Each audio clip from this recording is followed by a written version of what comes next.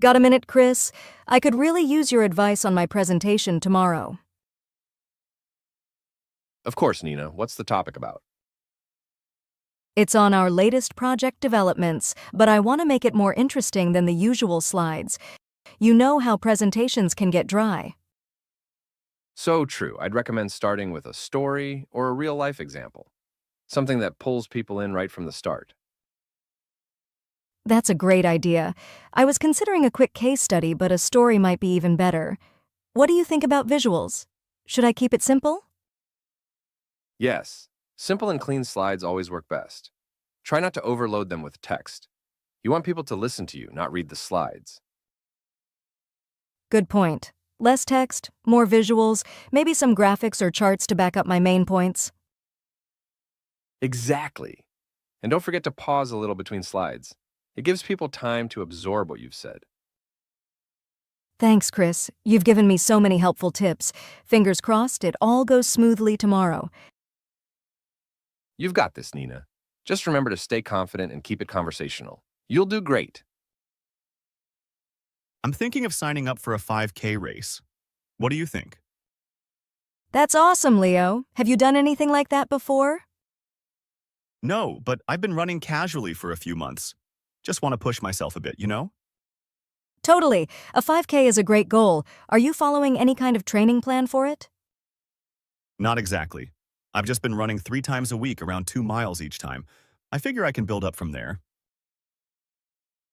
That's a solid start. Maybe add some strength training in, too. It can help a lot with endurance and preventing injuries. Good call. I could use some core work for sure. And I know my pace could be better, so I'll focus on that. You'll do great. Start slow, build up your distance, and maybe do a long run each week to prep. Thanks for the tips, Sarah. It's exciting but a little intimidating too. Trust me, it's easier than you think once you get into the routine. You'll crush it. I'm finally upgrading my phone, but I'm torn between 2 models. I need some advice. Ooh, let's hear it. What are your options? Well, there's the Pixel, which has an amazing camera, or the latest iPhone with more storage. Both sound great. Do you take a lot of photos or videos? That could be a deciding factor. All the time. But I also have a huge music library, so storage is big for me too. True. If you're going to be saving tons of music, maybe the iPhone is the way to go. Plus, it'll be faster if you're multitasking. You're probably right. And I guess I can always use cloud storage if I go with the Pixel, but it's an extra step. Yep. Either way, they're both solid choices. Which one is calling to you more? Honestly, the iPhone. I think you helped me make up my mind. Thanks, Maya. I'm seriously thinking about switching careers. Is that totally crazy? Not at all, Lily. What kind of career are you considering? I've always been interested in graphic design. It's something I've wanted to do for ages, and it just feels like the right time. That's awesome. Do you have any experience with it, or would you be starting from scratch? I have a bit. I've taken a few online courses, but nothing professional yet. That's a great start. Maybe try doing some freelance projects on the side. It could help you build up a portfolio and see if you really enjoy it. Good idea. I was thinking the same. That way, I can test the waters without leaving my current job. Exactly. And if you find you love it, you'll already have a foundation when you're ready to switch full-time. Thanks, Ben. It's exciting, but also a little terrifying. That's normal. Just take it step by step.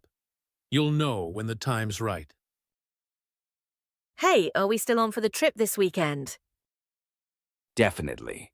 I was just checking the weather forecast and it looks perfect. Sunny and not too hot. Oh, that's a relief. I was a bit worried it might rain. Have you figured out the driving situation? It's a bit of a long drive. Yeah, I thought about it, and I can drive us down if you don't mind helping out with the gas. We can split it. Sounds fair to me. I'll make sure I have enough cash on hand for that. Oh, and snacks. Do you have any specific requests? Maybe some trail mix and energy bars. And we can't forget water bottles. Got to stay hydrated on the road. Absolutely. And I'll take care of the playlist too. I've been curating it for weeks. This is shaping up to be an epic trip. I can't wait. It'll be nice to get out of the city and just relax for a bit. Agreed. Between work and everything else, a break is much needed. Should we plan to leave early on Saturday? Yeah, I think the earlier the better.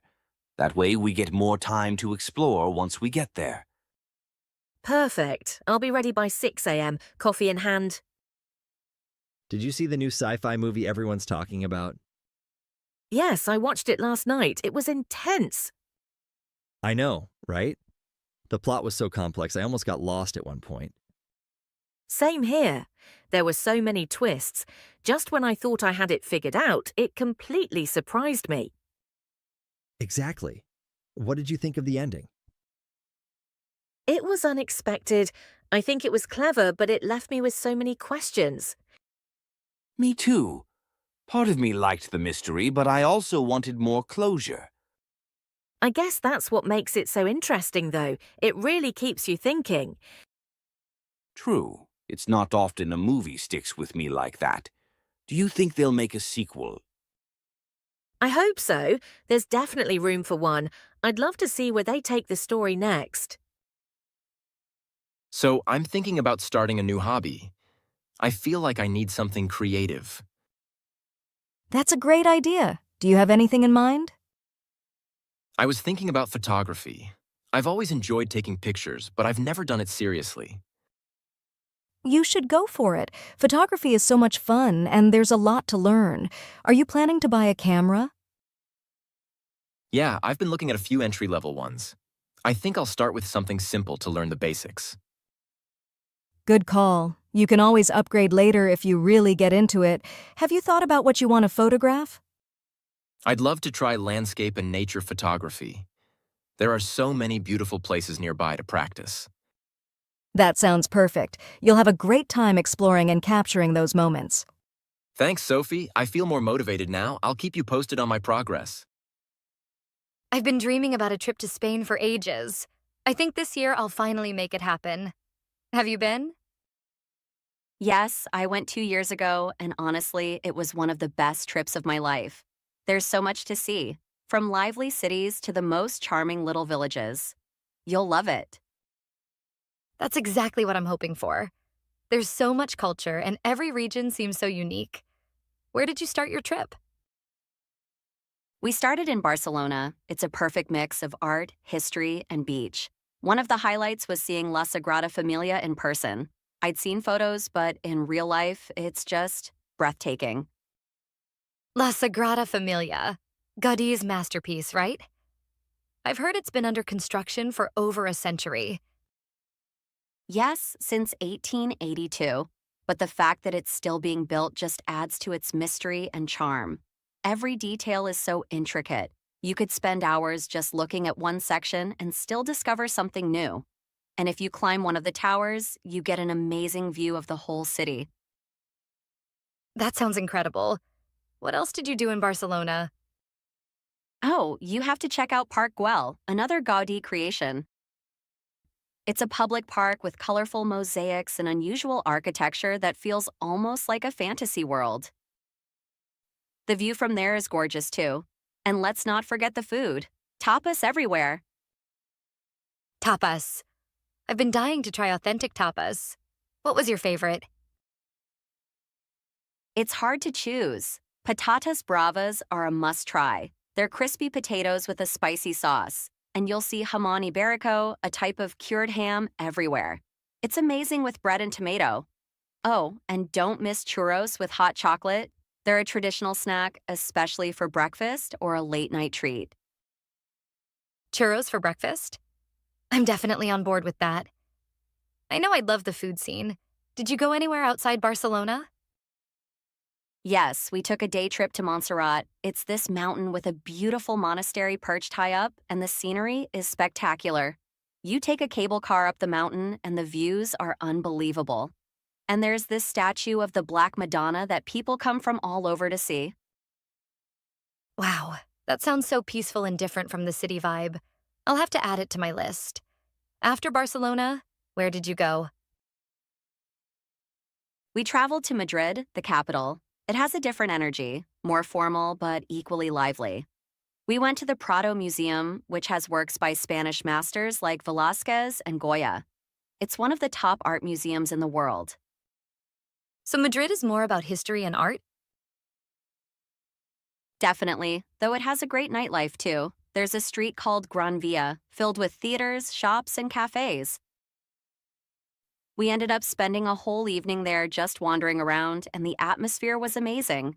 Madrid also has Retiro Park, a huge green space with a lake where you can rent rowboats. It's a peaceful escape from the city's bustle. That sounds perfect. Did you have any language issues? I'm still learning Spanish. You'll be fine. People are friendly and patient, especially if they see you're trying. Plus, in the bigger cities, many people speak a bit of English, especially in restaurants and hotels. Good to know. Any other places you'd recommend? Seville. It's in the south, in the Andalusia region, and it's completely different. The architecture has a unique Moorish influence, especially in the Real Alcazar, a royal palace with beautiful tile work and gardens. And the flamenco dancing, there's no place better to see it than Seville. Flamenco. I forgot that Spain is famous for that. Did you get to see a live performance? Yes, we went to a small, intimate venue, and it was mesmerizing. The dancers pour so much emotion into each movement, it's intense and beautiful. You can almost feel the passion in the air, and the guitar playing was just as amazing. I would love that. So, Barcelona, Madrid, and Seville. Is there anywhere else you'd go back to if you could? Oh, for sure. Granada, where the Alhambra is. It's this stunning palace and fortress complex with intricate Islamic architecture and breathtaking views of the Sierra Nevada mountains. The history and design are so detailed and serene. And Granada has a unique culture. It was the last city taken over by the Catholic monarchs. So it has this blend of Moorish and Spanish influences. That sounds magical. I could explore for weeks. Do you have any tips for a first-timer like me? Yes, definitely pace yourself because there's a lot to see. And try to learn a few Spanish phrases. Even a simple hola or gracias goes a long way. And don't forget to enjoy the siesta culture. Many shops close for a couple of hours in the afternoon, so that's a perfect time to relax. Siesta sounds like my kind of travel style. I'll make sure to schedule in some downtime. Thanks for all the advice, Mia. Now I feel more excited and ready to explore. You'll have an unforgettable time, Zara. Spain has a way of staying in your heart long after you've left. Did you catch the news about NASA's recent Mars mission? It's wild to think people could actually live there someday. Yes, it feels like science fiction becoming reality. They say we might have a permanent base there within a few decades. Imagine humanity spreading across planets. Unbelievable, right? The latest rover sent back some pretty clear images of the Martian surface. It's barren, but something about it is fascinating. I think it's that raw, untouched landscape. Agreed. But can you imagine the challenges? The temperatures alone would be brutal. And then there's the radiation. I read that scientists are considering using underground habitats to protect people. Underground? That makes sense, especially with how harsh the surface is. Plus, they'd have to generate their own oxygen and find a water source. I know they've discovered frozen water, but making it usable is a different story. True, but it's exciting to think how close we might be to building something sustainable. It almost feels like a second chance to get things right as a species. Exactly. Imagine seeing the Earth from Mars. It'd be like a tiny blue dot in the distance. That perspective alone would change everything, I think. It would. Who knows? Maybe in our lifetime, space tourism will take off, and we'll get a chance to see it firsthand. Lately, I've been reading about sustainable living. I'm thinking about trying a minimalist lifestyle. Interesting. I did a bit of that last year. It's surprising how much stuff we don't need. What got you interested? Honestly, Just seeing the amount of waste around me. I feel like I'm drowning in things I don't even use. Plus, I'd love to live a life with less clutter and more intention. Exactly. Going minimalist really makes you rethink your choices. I remember starting by cutting back on clothes and then moved on to limiting gadgets and furniture. It sounds liberating. Did you notice a big difference after you decluttered? Absolutely. My apartment feels more open and my mind feels clearer too. Plus, it's easier to focus on what actually matters, and I'm saving money since I'm not buying things impulsively. That's inspiring. I'll start with clothes and maybe gradually move to other areas. I think it'll make a big difference in how I feel day to day. You know, I've always dreamed of going on a safari in Africa. I think it's my #1 bucket list item. That sounds incredible.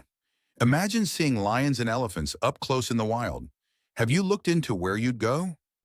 Yeah, I'm thinking Tanzania or Kenya. Both have amazing national parks, and I hear the Serengeti is a life-changing experience.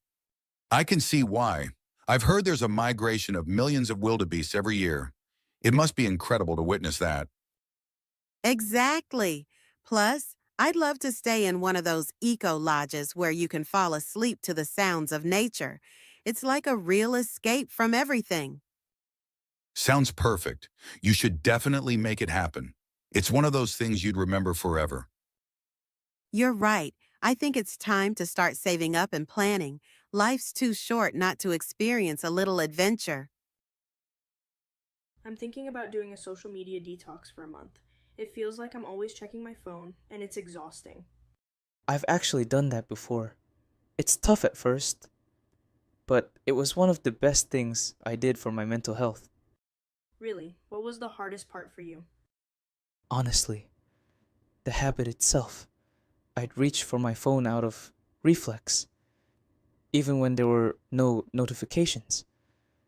But after a week, I felt way more present. I can imagine. I'm a bit worried about missing out on things or not staying connected, though. You do feel a bit out of the loop, but it's worth it. I used the time to reconnect with myself and focus on real-life relationships. It made social interactions feel more meaningful. Sounds like a great experience. Maybe I'll start with a week and see how it goes. Who knows, maybe I'll even enjoy it. I bet you will. And if you feel the urge to check something, pick up a book or go for a walk.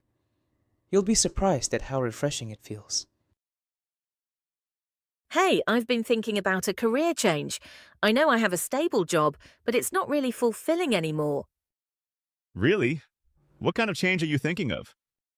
I want to work with people, maybe in psychology or social work. I feel like helping others would give me a sense of purpose. That sounds rewarding for sure.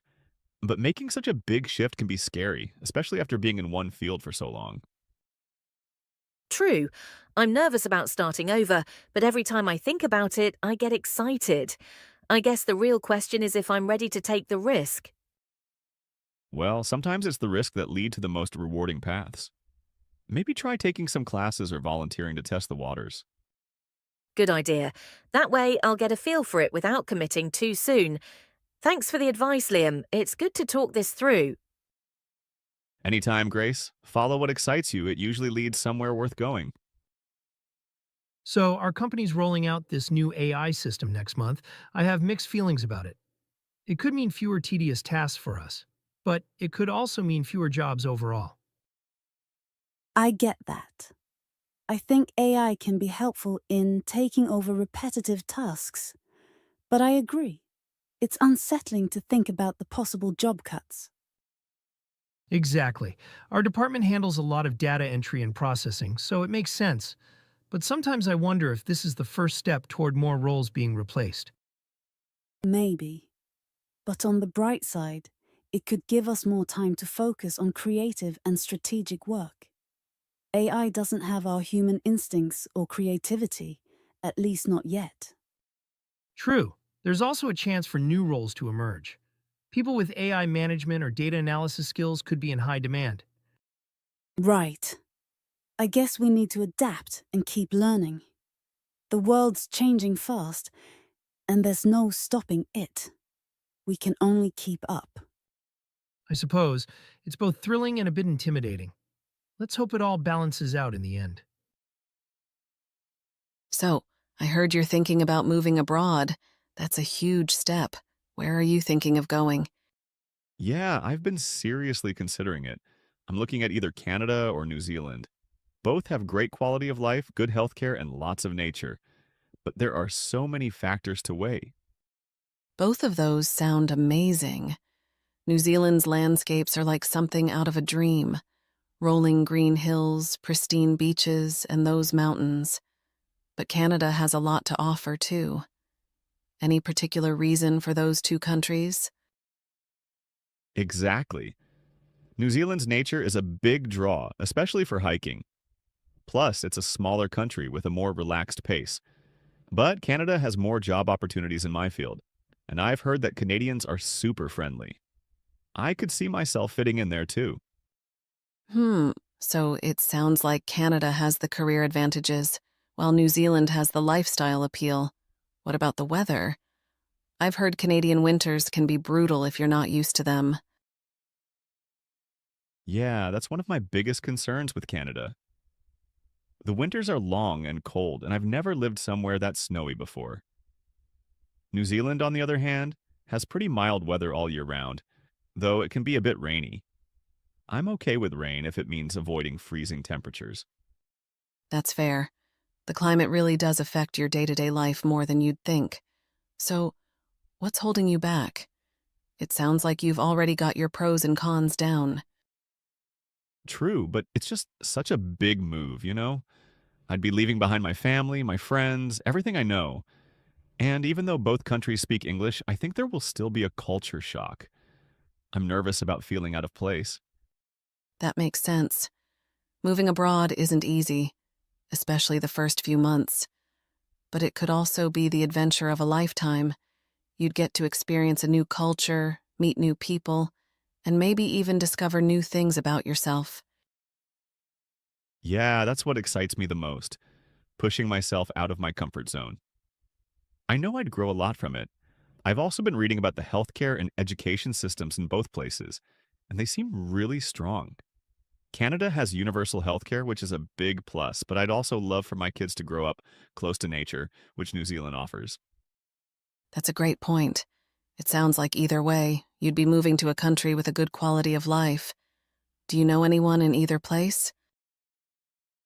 Not really. I have a cousin in Vancouver, but that's about it. I've been trying to connect with people online, though, like in expat groups and forums.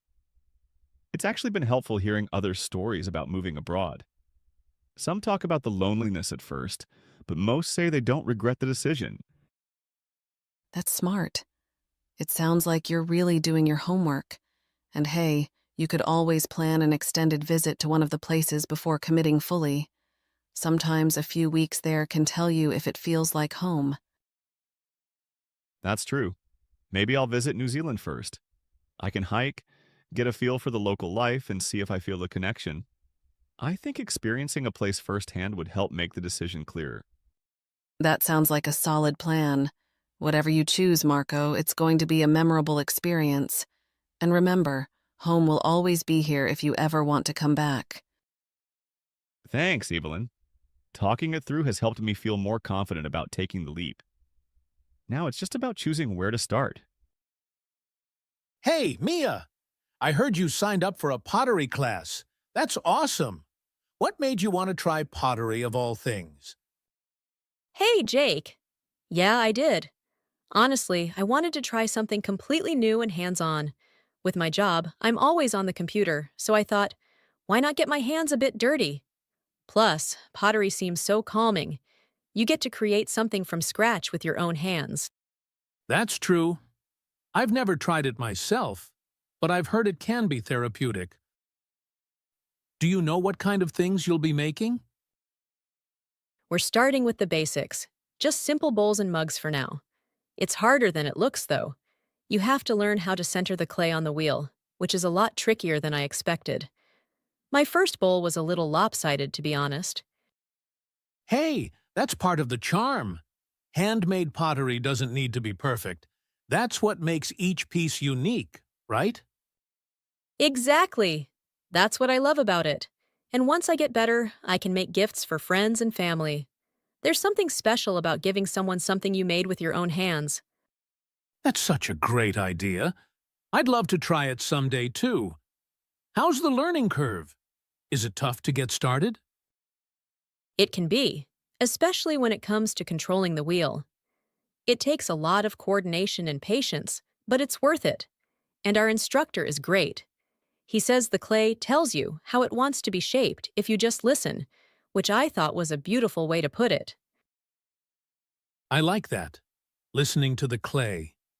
It sounds like more than just a skill. It's almost like an art form. Do you feel like you're getting the hang of it? Slowly but surely. It's been about a month, and I'm starting to feel more comfortable with the process. Last week, I even made a small plate, and it actually turned out okay. I'm excited to eventually try making larger pieces like a vase. A vase would be impressive. Have you tried painting or glazing them yet?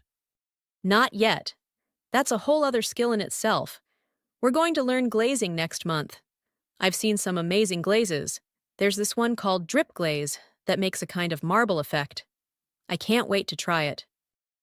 It sounds like you've really found something you're passionate about, Mia. And who knows, maybe one day you'll have a whole collection or even sell your pieces. That would be amazing, right? But for now, I'm just enjoying learning and creating without any pressure. Pottery has given me this sense of calm that I didn't expect. It's nice to take a break from the digital world and work with my hands for a change. I get it. We spend so much time in front of screens. It's refreshing to do something real and tangible. You're inspiring me, honestly. Maybe I'll sign up for a class and see if I've got any hidden pottery skills. You should. I bet you'd love it. And hey, if you join, we can swap pottery tips and cheer each other on. Deal. Here's to a new creative adventure. Who knows? Maybe we'll end up with a whole set of dishes by the end of it. Let's hope so. It'll be great to have a piece of our own handiwork on the dinner table someday. So I've been thinking, I might finally be ready to adopt a dog. I've been wanting one for years. No way. That's amazing, Lena. I didn't know you were such a dog person. What brought this on? Well, I've always loved dogs, but I wasn't sure if I had the time to give one the attention it deserves. But lately, I feel ready. I think it would add so much joy to my day, and I'm in a good place to take on that responsibility. That's great. A dog would be so lucky to have you. Have you thought about what kind of dog you want? Big, small, active? I've been going back and forth. Part of me wants a small dog, like a beagle or a corgi, something manageable in my apartment. But then I see these big, fluffy dogs, and I think they'd be so much fun to take hiking or to the park. True, but big dogs need a lot of exercise. It sounds like a smaller dog might be easier to start with, especially since this would be your first pet, right? Exactly, my very first. That's why I'm being so careful. I've been reading up on pet care, looking at shelters, even watching videos on training. I want to be sure I know what I'm getting into. That's smart. Dogs really do need a lot of attention, especially at the beginning. I mean, there's house training, obedience training, setting up routines. It's a lot. Yeah, I know. I'm prepared for some sleepless nights at first, but I've heard that dogs can adjust quickly with the right training, and it'll be so worth it. I mean, who doesn't want a loyal buddy waiting for them at home? Totally. It's so rewarding. So, are you planning to adopt from a shelter? Yes. I've actually visited a couple of local shelters already. It's amazing how many sweet dogs are just waiting for a home, and I feel better about adopting than buying from a breeder. That's really wonderful. Shelter dogs need so much love, and you're giving one a second chance. Have you met any dogs that you connected with yet? Well, there was one. A little mix with big brown eyes and a wagging tail. The shelter staff said she's super friendly and loves people, but she's also a little shy with new dogs. I liked her a lot. Aw, sounds like she could be a great fit. And dogs usually open up after some time in a stable home. But remember, it's okay to meet a few dogs before making a decision. You want to feel a real connection. I know. I'm planning to go back this weekend. Maybe spend a little more time with her. I want to be sure she's comfortable around me. It's such a big step, but I'm excited. It sounds like you're ready. And hey, when you bring her home, I'll be here to help. We can go to the park or I can even dog sit if you ever need it. Thanks, Sam. That means so much. I was a bit nervous, but having your support makes me feel like I can really do this. I'll let you know how it goes. So, Lily, have you thought any more about that cross-country road trip? I remember you mentioning it a few months ago. Oh, it's been on my mind constantly. I think I'm finally going to do it. I'm planning to drive from New York to California, hitting all the major stops on the way. I've even started mapping it out. Wow, that sounds incredible. How long are you planning to be on the road? I'm thinking around 3 to 4 weeks. I want to take my time, really experience each place. I don't want to just rush from one city to the next.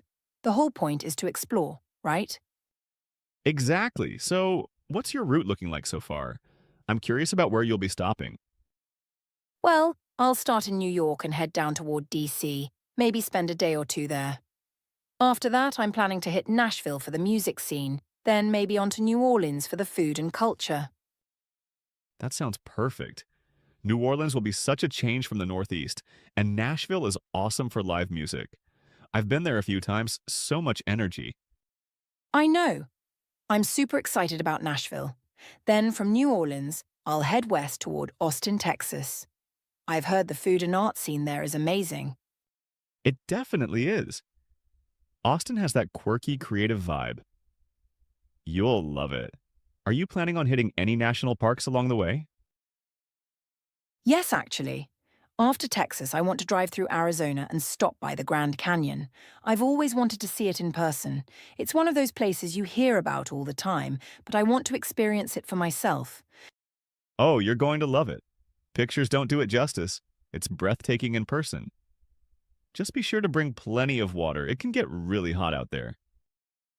Good tip. I'm also planning to camp out a few nights, maybe in some of the national forests along the way. I think it'll be nice to just disconnect and enjoy the nature around me. That's such a great idea. I think you'll find a lot of peace out there. Sometimes it's nice to get away from city life for a bit. Have you thought about where you'll stay along the way? Mostly a mix of hotels, campsites, and maybe some Airbnb rentals if I want a night or two of comfort. I want to keep things flexible, though, in case I want to spend extra time in a place I really like. Smart. Flexibility is key on road trips. So, what's your final destination? You said California? Any particular city? San Francisco. I have a cousin there, and it'll be nice to have a familiar face after all that travel. Plus, I want to see the Golden Gate Bridge, the Redwood Forests, and maybe take a quick drive down to LA. That's amazing, Lily. You're going to make so many memories. Do you know how you're getting back, or are you going to stay in California for a while? I'm thinking of staying a month or so in San Francisco and just seeing where things go. I might even fly back and ship my car home. Depends on how much energy I have left by the end. Sounds like a perfect plan. And hey, take a lot of pictures. I want to hear all about it when you're back. Maybe I'll even join you for part of it next time. Absolutely, Mark. I'll keep you updated on my route. Who knows, maybe I'll inspire you to hit the road too. Tomorrow's the big day. Are you ready for your first day at the new job? I think so, but I'm definitely nervous.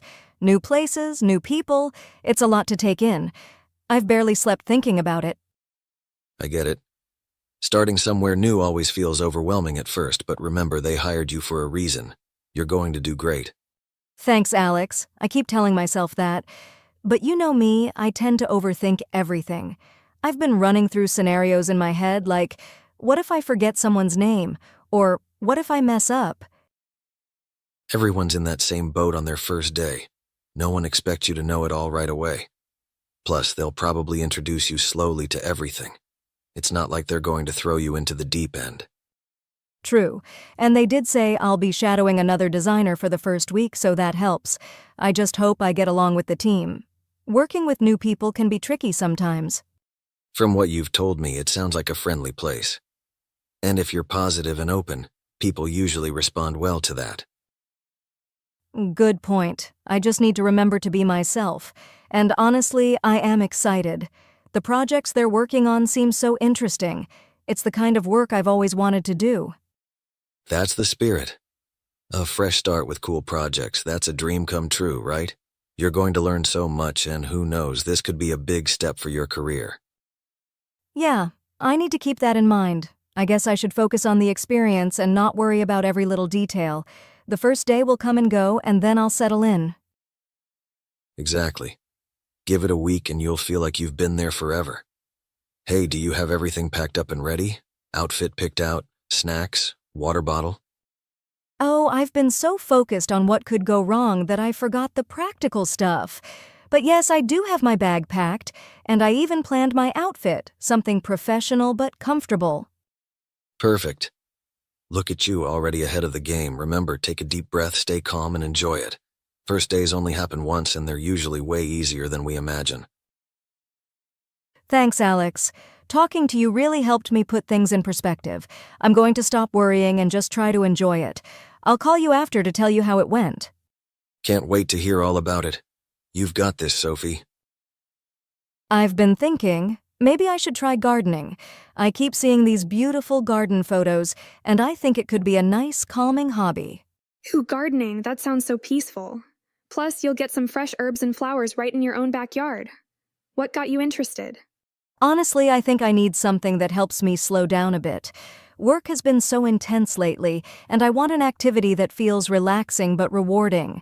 I figure planting and taking care of something might be exactly what I need. That's a great idea. My grandma gardens, and she always says it's like her meditation. She grows tomatoes, basil, and even some flowers.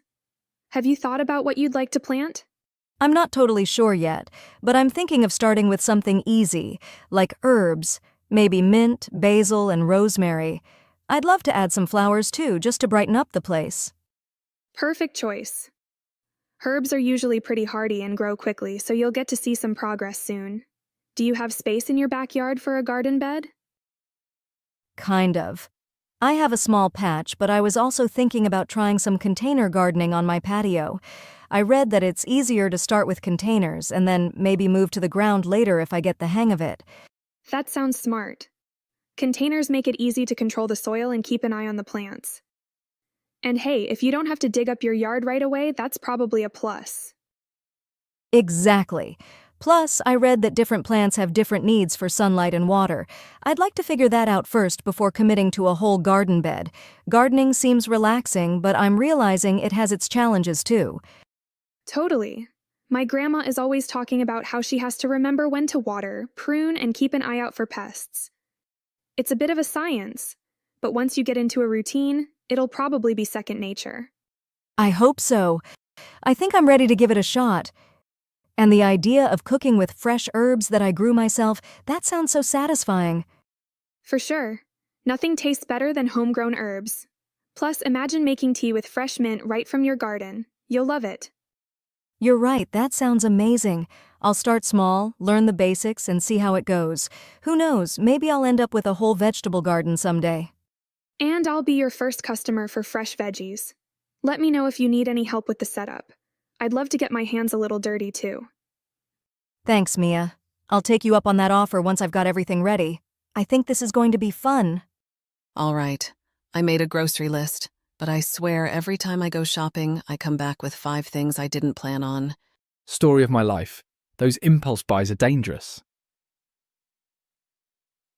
So what's on the list this time? Are you trying any new recipes? Yeah, actually, I found this recipe for creamy mushroom pasta. It looks so good, but I have no idea how it's going to turn out. I've never cooked with mushrooms before. Ooh, mushroom pasta. You can't go wrong with that, and it's pretty easy. Just make sure to get fresh mushrooms. They make all the difference. Good tip. I'll look for those. I'm also planning to make a salad for the week, so I need some greens and maybe a few avocados if they look good. That sounds like a solid plan. I just stocked up on pasta and rice since they go with everything. Oh, and I tried this new seasoning blend. It's amazing on veggies. You have to try it. Ooh, now I'm curious. What's it called? It's called Tuscan herbs. A mix of rosemary, basil, thyme. Makes everything taste like a little slice of Italy. All right, adding it to the list. And maybe I'll pick up some bread too. Can't have pasta without garlic bread, right? Exactly. And if you want to make it really special, get some fresh parmesan for the pasta. You won't regret it. You're a lifesaver, Noah. I would have forgotten half these things. Now I'm actually excited to go shopping. Glad I could help. Enjoy, chef. All right, so what are we doing this weekend? I feel like we need something fun. Yes, we deserve it after the week we had. I was thinking we could go to that new outdoor market on Saturday. They have food stalls, handmade stuff, live music. It sounds like the perfect way to spend a day. That actually sounds awesome. I could go for some good street food. Do you know what time it starts?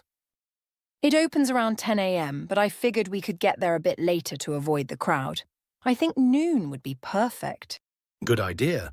And then, if we're feeling up to it, we could check out that art exhibit downtown in the afternoon. They're showing local artists this month, and I've been meaning to go. Ooh, yes. I heard some of the pieces are interactive too, and they have a little coffee corner inside, so we can grab something if we need a break. Perfect plan. Food, art, and coffee, all my favorite things in one day. Do you think we'll need tickets for the exhibit? I think so, but they're only $10. Let's check the website tonight to make sure it's not sold out. Sounds good. Oh, and maybe after, if we're not too tired, we could go to that outdoor movie screening at the park. They're showing classic comedies this weekend. Yes, let's do it. We can bring blankets, snacks, make a whole evening of it. I'm so glad we're doing this, Jake. Same here. Saturday's going to be epic. I'll make sure to bring my camera. This sounds like a day worth capturing. Thank you for coming in today, Sarah. We're excited to learn more about you and your creative process. Could you start by telling us a little about your background? Of course.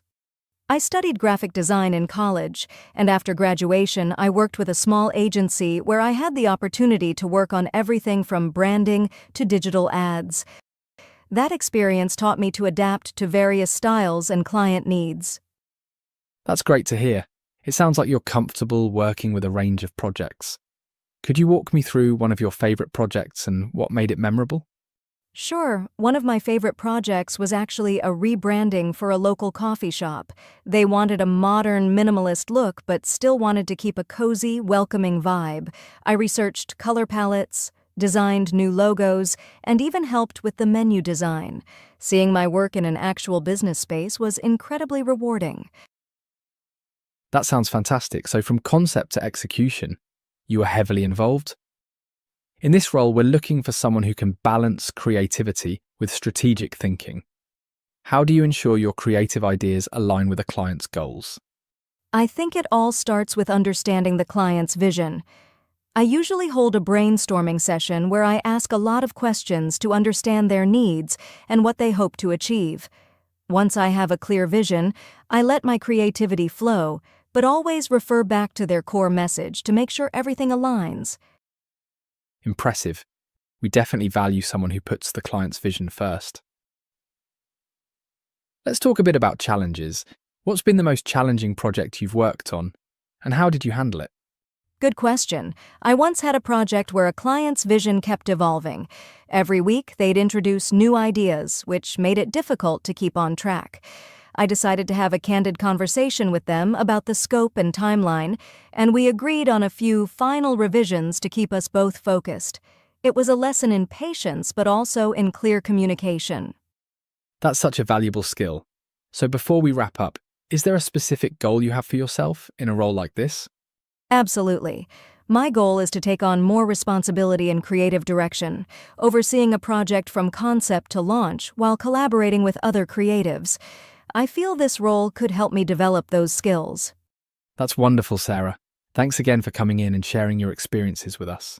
We'll be in touch soon. Thank you for coming in, Natalie. We're always excited to meet young chefs interested in this apprenticeship. So, tell me, what inspired you to pursue a career in cooking? Thank you, Chef Marquez. I've loved cooking since I was a kid. My family would gather every Sunday for a big meal, and I was always in the kitchen, helping my grandmother with everything from chopping vegetables to seasoning sauces. Watching people enjoy what we'd made together, it just made me realize that cooking could be more than a hobby for me. That's wonderful. Cooking with family can really ignite that passion. So, what would you say is your favorite type of cuisine to work with? That's tough. I love Italian cuisine, mainly because it feels so comforting and rooted in tradition. But I also enjoy experimenting with Asian flavors and learning to balance spices, especially in Thai and Japanese cooking. Each cuisine has such a unique approach, and I love adapting new techniques into my own style. A true chef at heart, always experimenting. Now, this apprenticeship will involve long hours and a lot of precision. Our kitchen can get intense, especially during service. Do you have experience working under high pressure? Yes, I worked part-time in a busy restaurant last year. It was my first real kitchen job, and I quickly learned how to handle multiple orders, stay organized, and keep calm, even when we had full tables. It was overwhelming at first, but I grew to love the adrenaline rush. I feel like I really thrive under that kind of pressure. That's good to hear. Adaptability and resilience are essential in this line of work. Tell me, what's the most challenging dish you've tried to master? I'd say mastering a classic French soufflé was the hardest for me. I must have tried it a dozen times before I got the rise and texture just right. One small mistake, and the whole thing could collapse. But I kept practicing and refining my technique until I finally got it. It was definitely a lesson in patience and precision. Soufflés require such care. Nicely done. Here, our apprentices learn both modern and traditional cooking methods. We love to teach the science behind every technique. How comfortable are you with learning about the chemistry of cooking? I'd love that, actually. I think understanding the science would help me make better choices in the kitchen. I've read about how acids, like lemon or vinegar, can enhance flavors, and I'm always interested in learning why some flavors pair so well together. I feel like a deeper knowledge could really elevate my cooking. You're right. Understanding the why behind cooking can make all the difference. Now, a large part of this role is working as a team. How would you describe your style when it comes to teamwork? I'd say I'm collaborative and very open to feedback. In my last job, I worked closely with the line cooks, helping each other whenever the rush picked up. We all knew that if one person fell behind, the whole line would be impacted. So I made sure to offer help whenever I could and took advice from more experienced chefs without hesitation. That's the right attitude. A strong team makes for a smooth kitchen. Last question. What do you hope to gain from this apprenticeship, and where do you see yourself in 5 years? I'm hoping to gain a solid foundation in both technique and kitchen management. I'd love to learn how to run a kitchen efficiently, from prep to plating. In 5 years, my dream is to work as a sous chef, developing my own menu ideas, and eventually work my way up to executive chef in a restaurant known for creative and fresh ingredients. It sounds like you have a clear vision for yourself, Natalie. I'm impressed with your dedication and willingness to learn. We'll be making final decisions soon, but I can tell you'd be a great fit in our kitchen. Thank you for sharing your passion with us today. Thank you so much, Chef Marquez. This opportunity would mean the world to me, and I'm excited at the possibility of learning under you and your team. Likewise, Natalie. Best of luck. We'll be in touch soon. Hey, Alana. I've noticed we've both been pretty busy lately, and the apartment's, let's say, not in the best shape. Yeah, you're right. Between work and everything, it's easy to let things pile up. I think we need a better system for cleaning. Any ideas? I was thinking we could make a weekly schedule. Like, I could take care of vacuuming and dusting one week, and then we swap. Or we could assign rooms. I like the idea of swapping rooms. That way, if one room needs extra work, we're sharing the load. Plus, it keeps things fresh, right? Exactly. And how about we make Sundays our reset day? We could spend, say, 30 minutes tackling whatever needs the most attention. That's a great idea. And let's set a rule. Anything that's left out in common areas goes into a bin. If it's yours, you have to take it out by Sunday night. Perfect. Oh, and about the kitchen. How do you feel about alternating dish duty every night? I notice the dishes pile up when we both assume the other will take care of them. Good call. Let's take turns, and maybe if one of us cooks, the other handles cleanup that night. That way, it's even. Deal. One last thing, let's tackle the bathroom together once a month. It's easier if we just knock it out in one go. You're on. This is actually going to make things so much easier. Thanks for bringing it up, Sam. I think this is going to work well for both of us. No problem. Let's kick it off this Sunday. Sounds good. Here's to a clean, stress-free apartment. Hey everyone! So glad we could all meet up today. It's been ages since our last trip. I was thinking we could plan something for the upcoming long weekend. Any ideas? A trip sounds perfect. I've been itching to get out of the city. What about hiking? There are a few great trails up north, and it'll be a good way for us to get some fresh air. Ooh, hiking, I'm in. Which trails are you thinking, Jake? Well, there's Green River Trail. It's pretty scenic but manageable. We could even set up camp by the lake for the night. Or, if we're feeling adventurous, there's Eagle Peak. It's a bit tougher, though. Green River Trail sounds ideal. I'm all for adventure, but maybe not too intense, especially if we're carrying camping gear. Plus, the lake sounds lovely for a night under the stars. Count me in. I'll bring the tents. But I need to warn you all, I haven't hiked in, well, years. Don't worry, Tom. None of us are pros here. I think we're more focused on relaxing and enjoying the scenery. Exactly. So, here's what I suggest. We leave Friday evening, camp near the trail entrance, and then start hiking first thing Saturday. That way, we get a full day on the trail. I love it! Should we split up some tasks? Like, who's bringing food, gear, first aid kit, stuff like that? Good idea. I'll handle the tents and sleeping bags. I can take care of snacks, water, and any cooking gear we need.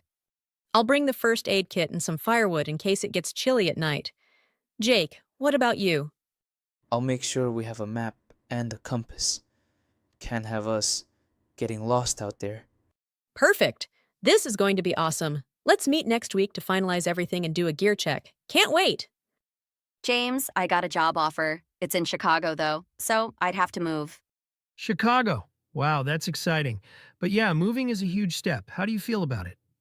I'm nervous, but also thrilled. It's a great opportunity, but leaving here won't be easy. I mean, all my friends, my family, and you. Hey, it's a big change, but I'm excited for you. Plus, Chicago's just a flight away. What's the job? I'd be working with a nonprofit focused on environmental policy. It's exactly the kind of work I want to do. That's amazing, Lena. You've worked so hard for this. When would you start? Next month, I'll have to find a place to live, pack everything up. It's a bit overwhelming. I'll help you with the move, and we'll definitely stay in touch. You've got this. Thanks, James. Having your support makes it a lot easier. Hey, Grace, guess what I came across today? A flyer for a rock climbing club. They meet every weekend at that indoor climbing gym downtown. I think we should give it a try. Rock climbing? Seriously? I've never done anything like that. Isn't it, kind of intense? Come on, it's not like we're scaling Mount Everest. They have beginner classes and they start on super low walls. It's more about learning the basics and having fun. I don't know. I'm not exactly a fan of heights. I get nervous just standing on a tall chair. Haha, that's exactly why you should try it. Think of it as a way to conquer your fears. Plus, it's great exercise. You've been saying you wanted to switch up your routine. I said switch it up, not terrify myself. But you have a point. Running on the treadmill is getting boring. Still, what if I get stuck halfway up and can't move? That would be embarrassing. If that happens, I'll cheer you on from below, or laugh, depending on how funny it looks. Gee, thanks. You're such a supportive friend. In all seriousness, the instructors are super helpful. They'll guide you step by step, and there's a harness, so even if you slip, you're completely safe. Worst case, you just dangle for a bit like a cool action hero.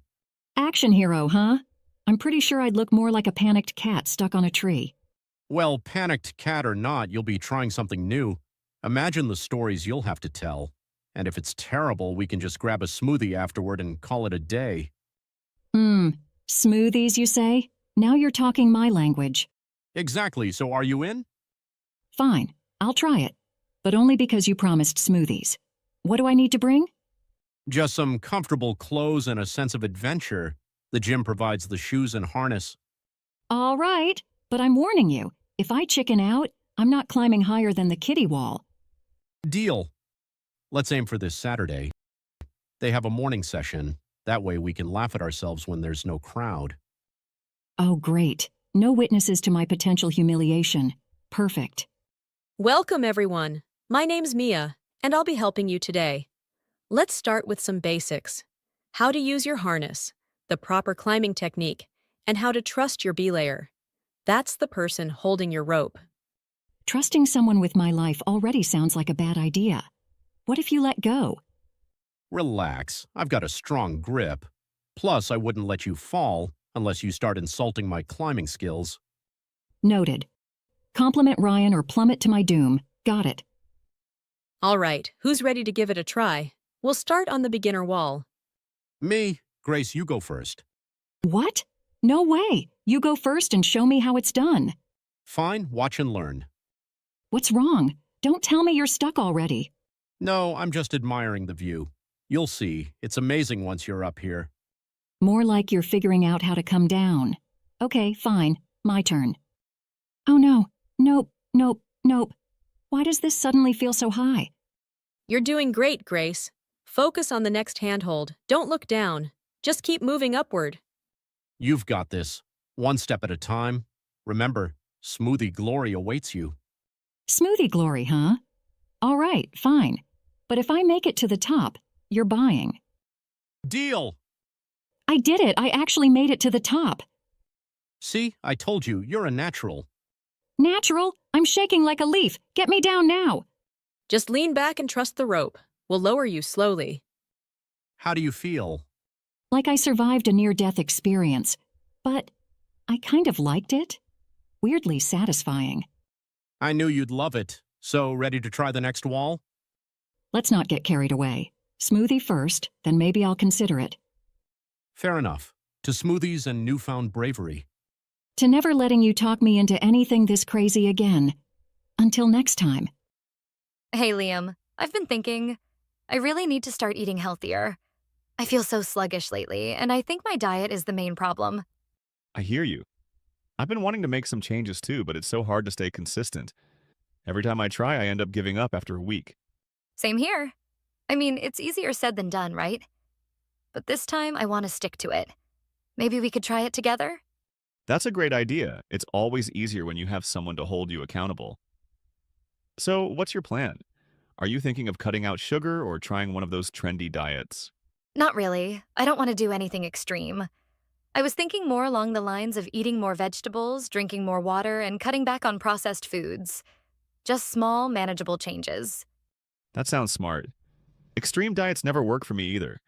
I tried keto last year and I couldn't even look at a piece of bread without feeling like I was breaking the law. Oh, I remember that. You were so grumpy all the time. That's why I think balance is key. No crazy restrictions, just healthier choices. Okay, but what about snacks? I'm a big snacker. If I don't have chips or cookies in the house, I feel like I'll starve. There are healthier options, you know? Like instead of chips, you could have popcorn or nuts. And instead of cookies, maybe some fruit or yogurt with honey. It's about finding alternatives. I could try that. But I'm not sure about the fruit thing. Isn't it full of sugar? Natural sugar, yes, but it's not the same as processed sugar. Plus, fruit has fiber and vitamins, so it's actually good for you. Fair point. What about drinks? I always struggle with that. I love soda, but I know it's terrible for me. You could switch to sparkling water with a splash of juice. It's not the same, but it helps when you're craving something fizzy. or herbal teas. Those are great too. I'll give it a shot. Okay, so snacks and drinks covered. What about meals? I don't have time to cook elaborate stuff every day. Neither do I. But meal prepping is a game changer. You can cook a few things on Sunday and have them ready for the week, like grilled chicken, roasted veggies, and maybe some quinoa or rice. Then you just mix and match. That actually sounds doable. And it would save me money on takeout, too. I'm in. Should we make a list of things to buy? Definitely. Let's start with the basics. Vegetables like spinach, broccoli, and carrots. Some lean protein like chicken or fish, and whole grains like oats and brown rice. Oh, and don't forget healthy fats like avocados and olive oil. Wow, look at you. You sound like a nutritionist. What about snacks? Should we add nuts and yogurt? For sure. And maybe some dark chocolate for when we're craving something sweet. You don't have to give up treats completely, just pick better ones. I like the sound of that. Okay, let's plan our first healthy week. Breakfast, lunch, dinner, and snacks. What do you think? All right.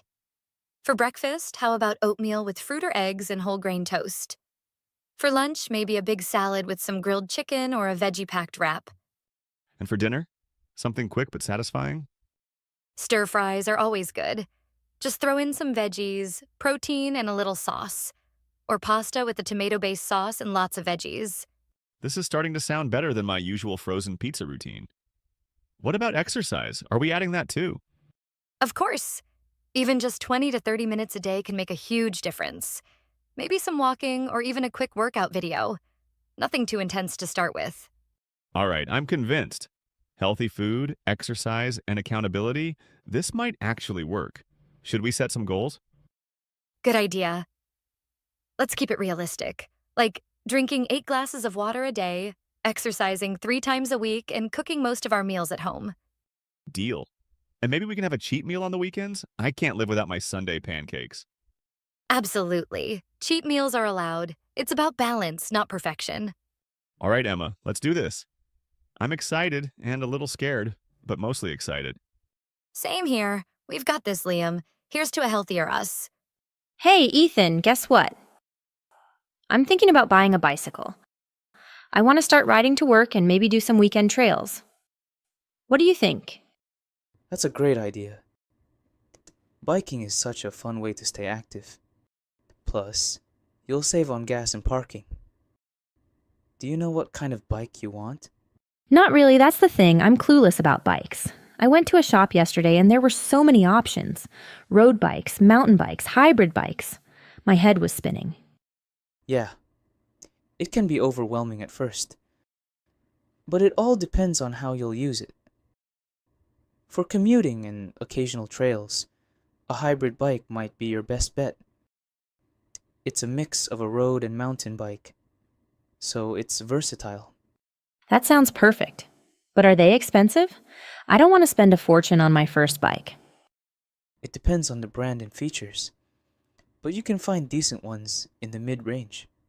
I'd say set a budget first, and then start comparing. Do you want to check out some shops together this weekend? That'd be awesome. I could use your advice. Oh, and do I need to buy all the extra gear? The salesperson was trying to sell me a helmet, gloves, lights, and even a fancy water bottle. Well, some of that stuff is essential. A helmet is non-negotiable. You need it for safety. Lights are important if you're riding early in the morning or at night. Gloves and water bottles are nice to have, but not a priority. Good to know. I don't want to go overboard right away. What about bike locks? I live in an apartment building, but I'll need to park it outside sometimes. Absolutely. A good lock is a must. Get a U-lock or a heavy-duty chain lock to keep your bike safe. The cheap ones are easy to break. Noted. Okay, so I need a hybrid bike, a helmet, lights, and a sturdy lock. Anything else? Maybe a bell or horn, just to let people know you're coming. And if you're commuting, a small basket or rack for your bag could be helpful. A basket sounds cute. Practical and stylish.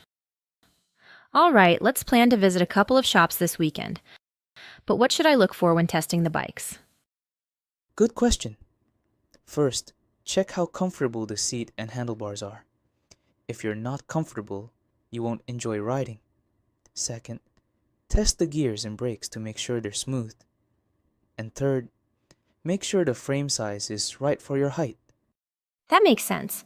I don't want to end up with something I hate riding. Oh, and what about maintenance? Is it a lot of work? Not really. Just keep the chain clean and oiled, check the tire pressure regularly, and get it tuned up once or twice a year. It's pretty simple once you get the hang of it. Okay, I'm starting to feel more confident about this. Thanks for all the tips, Ethan. I had no idea there was so much to think about. No problem. It's better to be prepared. Once you get your bike, we can go for a ride together. There's a beautiful trail near the lake that's perfect for beginners. That sounds amazing. I can't wait. I just hope I don't fall off or embarrass myself. Haha. Don't worry. Everyone's a bit wobbly at first. By the second ride, you'll feel like a pro.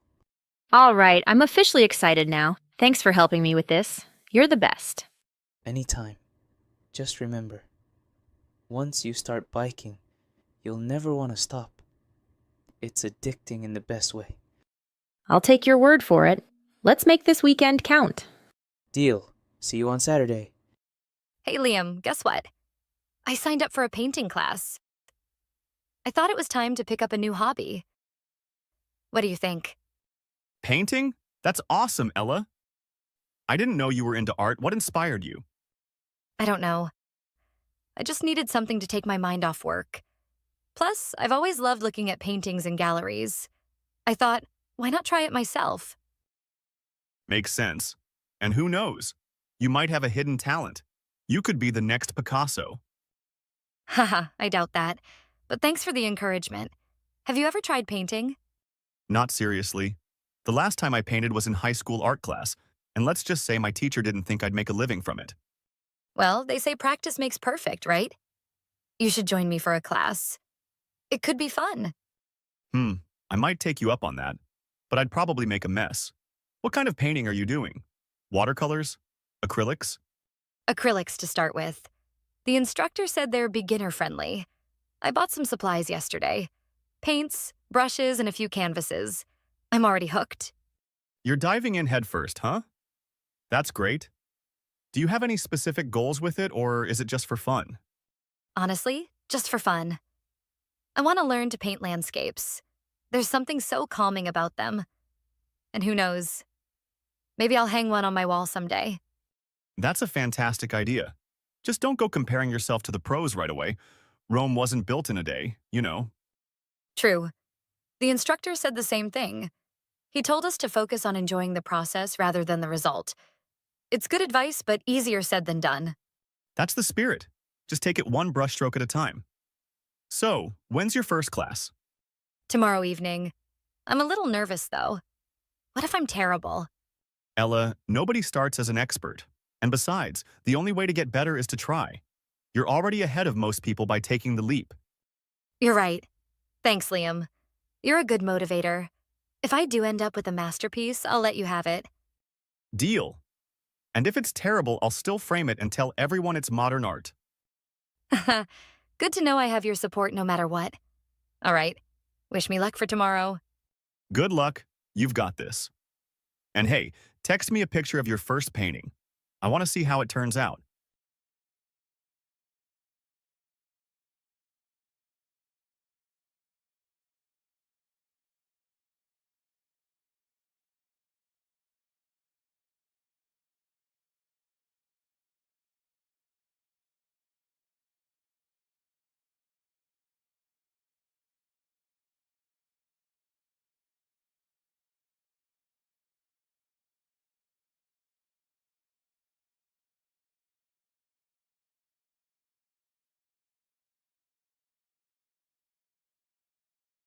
Welcome to the Deep Dive.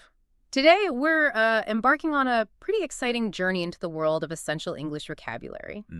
Our mission, really, is to explore 200 essential English words for intermediate learners. It's this practical guide that, well, it promises to rapidly improve your English skills. Yeah. So we're going to extract the most valuable insights from this source, show you how mastering these foundational words can truly revolutionize your communication and understanding, make you feel more confident, more well-informed. And this guide, it really hits the nail on the head right from the start. It emphasizes that building your vocabulary is, and I quote, one of the fastest ways to improve your English. Right. It's not just some random list either. It's carefully structured, 200 useful words, and each one comes with a clear definition and, importantly, examples of how they're used in conversation. Okay. What's really crucial here, I think, is the book's insistence on, well, practice, repetition, and applying these words every single day. Yeah. It's all about turning that passive knowledge into active use. That's such a powerful distinction. It's not just about knowing a word, is it? No, not at all. It's about being able to use it, like naturally, almost without thinking.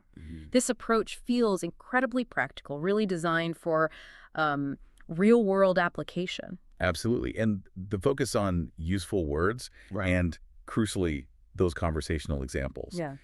It just means it's about building functional language, which immediately raises a fascinating question for intermediate learners, right? How do we actually take these building blocks off the page and, truly integrate them into our daily communication so they become second nature? That's exactly what we're going to explore. And it leads us perfectly into our first category, words for everyday life. These are the first 30 words in the source. And this is really the bedrock of basic communication. It focuses on those daily actions, interactions, observations we all make.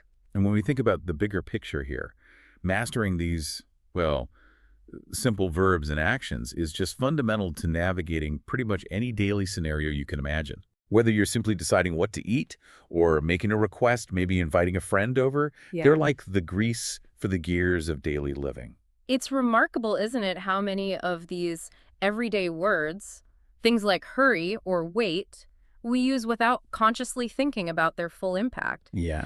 The source does a great job highlighting subtle differences, too, like take arrange, which means to organize or plan something, versus plan, which is to think about what to do. Right. So when you plan a party, you're sort of thinking through the details in your head, but when you arrange the chairs, you're physically putting things in order. One is the mental blueprint, the other is more the execution. That distinction between thought and action, or maybe cause and effect, it's really clear with pairs like borrow and lend. Oh, yeah, classic pair. Right. Borrow means to take something from someone and return it later, while lend is to give something to someone for a short time. Yeah. It's all about the direction of the action. So you borrow a book from a friend, and your friend lends a book to you. Getting those right just makes your communication so much clearer. And then you've got those essential emotional expressions. Complain, to say you are unhappy about something and its counterpart, and joy, to like something. These are just fundamental to how we articulate our experiences, our reactions. Absolutely. Or think about notice, meaning to see or become aware of something. You might see a person walking by, sure, but you notice their bright red shoes. It's about picking up on details, going beyond just general awareness. That's a good example. And share, to give a part of something to others. Well, that isn't just about splitting food, is it? It's sharing ideas in a meeting or sharing responsibilities on a project. These words are basically the tools that let us function and connect day to day. Yeah, they really are. So from navigating our daily routines, we often step into more structured environments like our jobs or classrooms. And that requires a very specific toolkit of words. Which brings us nicely to our next section, work and study words, covering words 31 through 60. This vocabulary is absolutely crucial for excelling in professional and academic settings. It really is true. These words aren't just descriptors. They actually build the very framework for effective professional communication. How so? Well, from presenting ideas to, say, analyzing results, they are the essential tools for productivity and impact.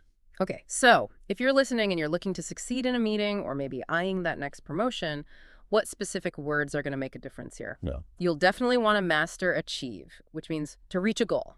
It's about purposeful success after effort, like achieving a sales target or, achieving a degree. Exactly. Purposeful success. Then there's analyze, to study something carefully, and research, to study information. Now remember, research is more about gathering the data, reading articles, looking up facts. Right, the collection. But analyze is that deeper work. making sense of the data, finding patterns, drawing conclusions. Mastering that distinction means you're not just collecting info, you're truly understanding it for like strategic decision making. That's a really key distinction. And words like apply, meaning to officially ask for something, they're just incredibly relevant, aren't they? Whether you're applying for a job, a course, even a visa. You also see the importance of collaboration with words like contribute, to give something to help, and develop, to grow or make better. These are absolutely essential for teamwork and progress. Think about contributing an idea in a meeting or developing a new skill. And it's not just about the big picture concepts either. The source also includes the really practical side of employment with earn, to get money from work, and employ, to give someone a job. Two sides of the same coin. Exactly. They're two sides of the same economic coin. And of course, critical skills like focus, to pay attention, and solve, to find an answer, which are just vital for productivity and problem solving. These really are the building blocks for effectiveness in any professional or academic setting. Definitely. Okay, now let's allow our minds to take a bit of a break. Our next section, words 61 through 90, covers travel and free time words. The fun stuff. Exactly. This vocabulary instantly opens up the world of leisure, exploration, and simply, getting from one place to another. And it's interesting, beyond just the mere logistics of travel, these words let us articulate the experiences themselves. Everything from a long journey across continents to, well, simply enjoying a peaceful swim at the beach. Right. They describe the adventure and the relaxation. This section really lets you visualize the experience, doesn't it? We have the fundamental movements of travel like arrive, to reach a place, and depart, to leave. Knowing those helps you navigate airports, train stations, with more ease.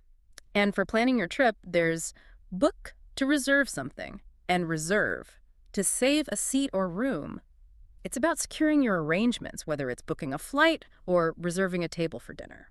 And beyond the practical stuff, there's a very spirit of discovery and assistance, which is beautifully captured by words like explore, to look around a new place, and guide, which is simply a person who shows places. Imagine exploring an ancient ruin or having a local guide show you the hidden gems of their city.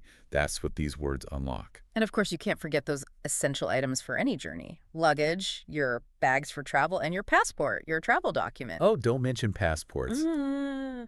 I once almost forgot my passport for an international flight. Trust me, that word became very, very important very quickly. I can imagine. And naturally, the whole purpose of much of our free time is wrapped up in words like vacation, meaning free time for rest, and relax, simply to rest.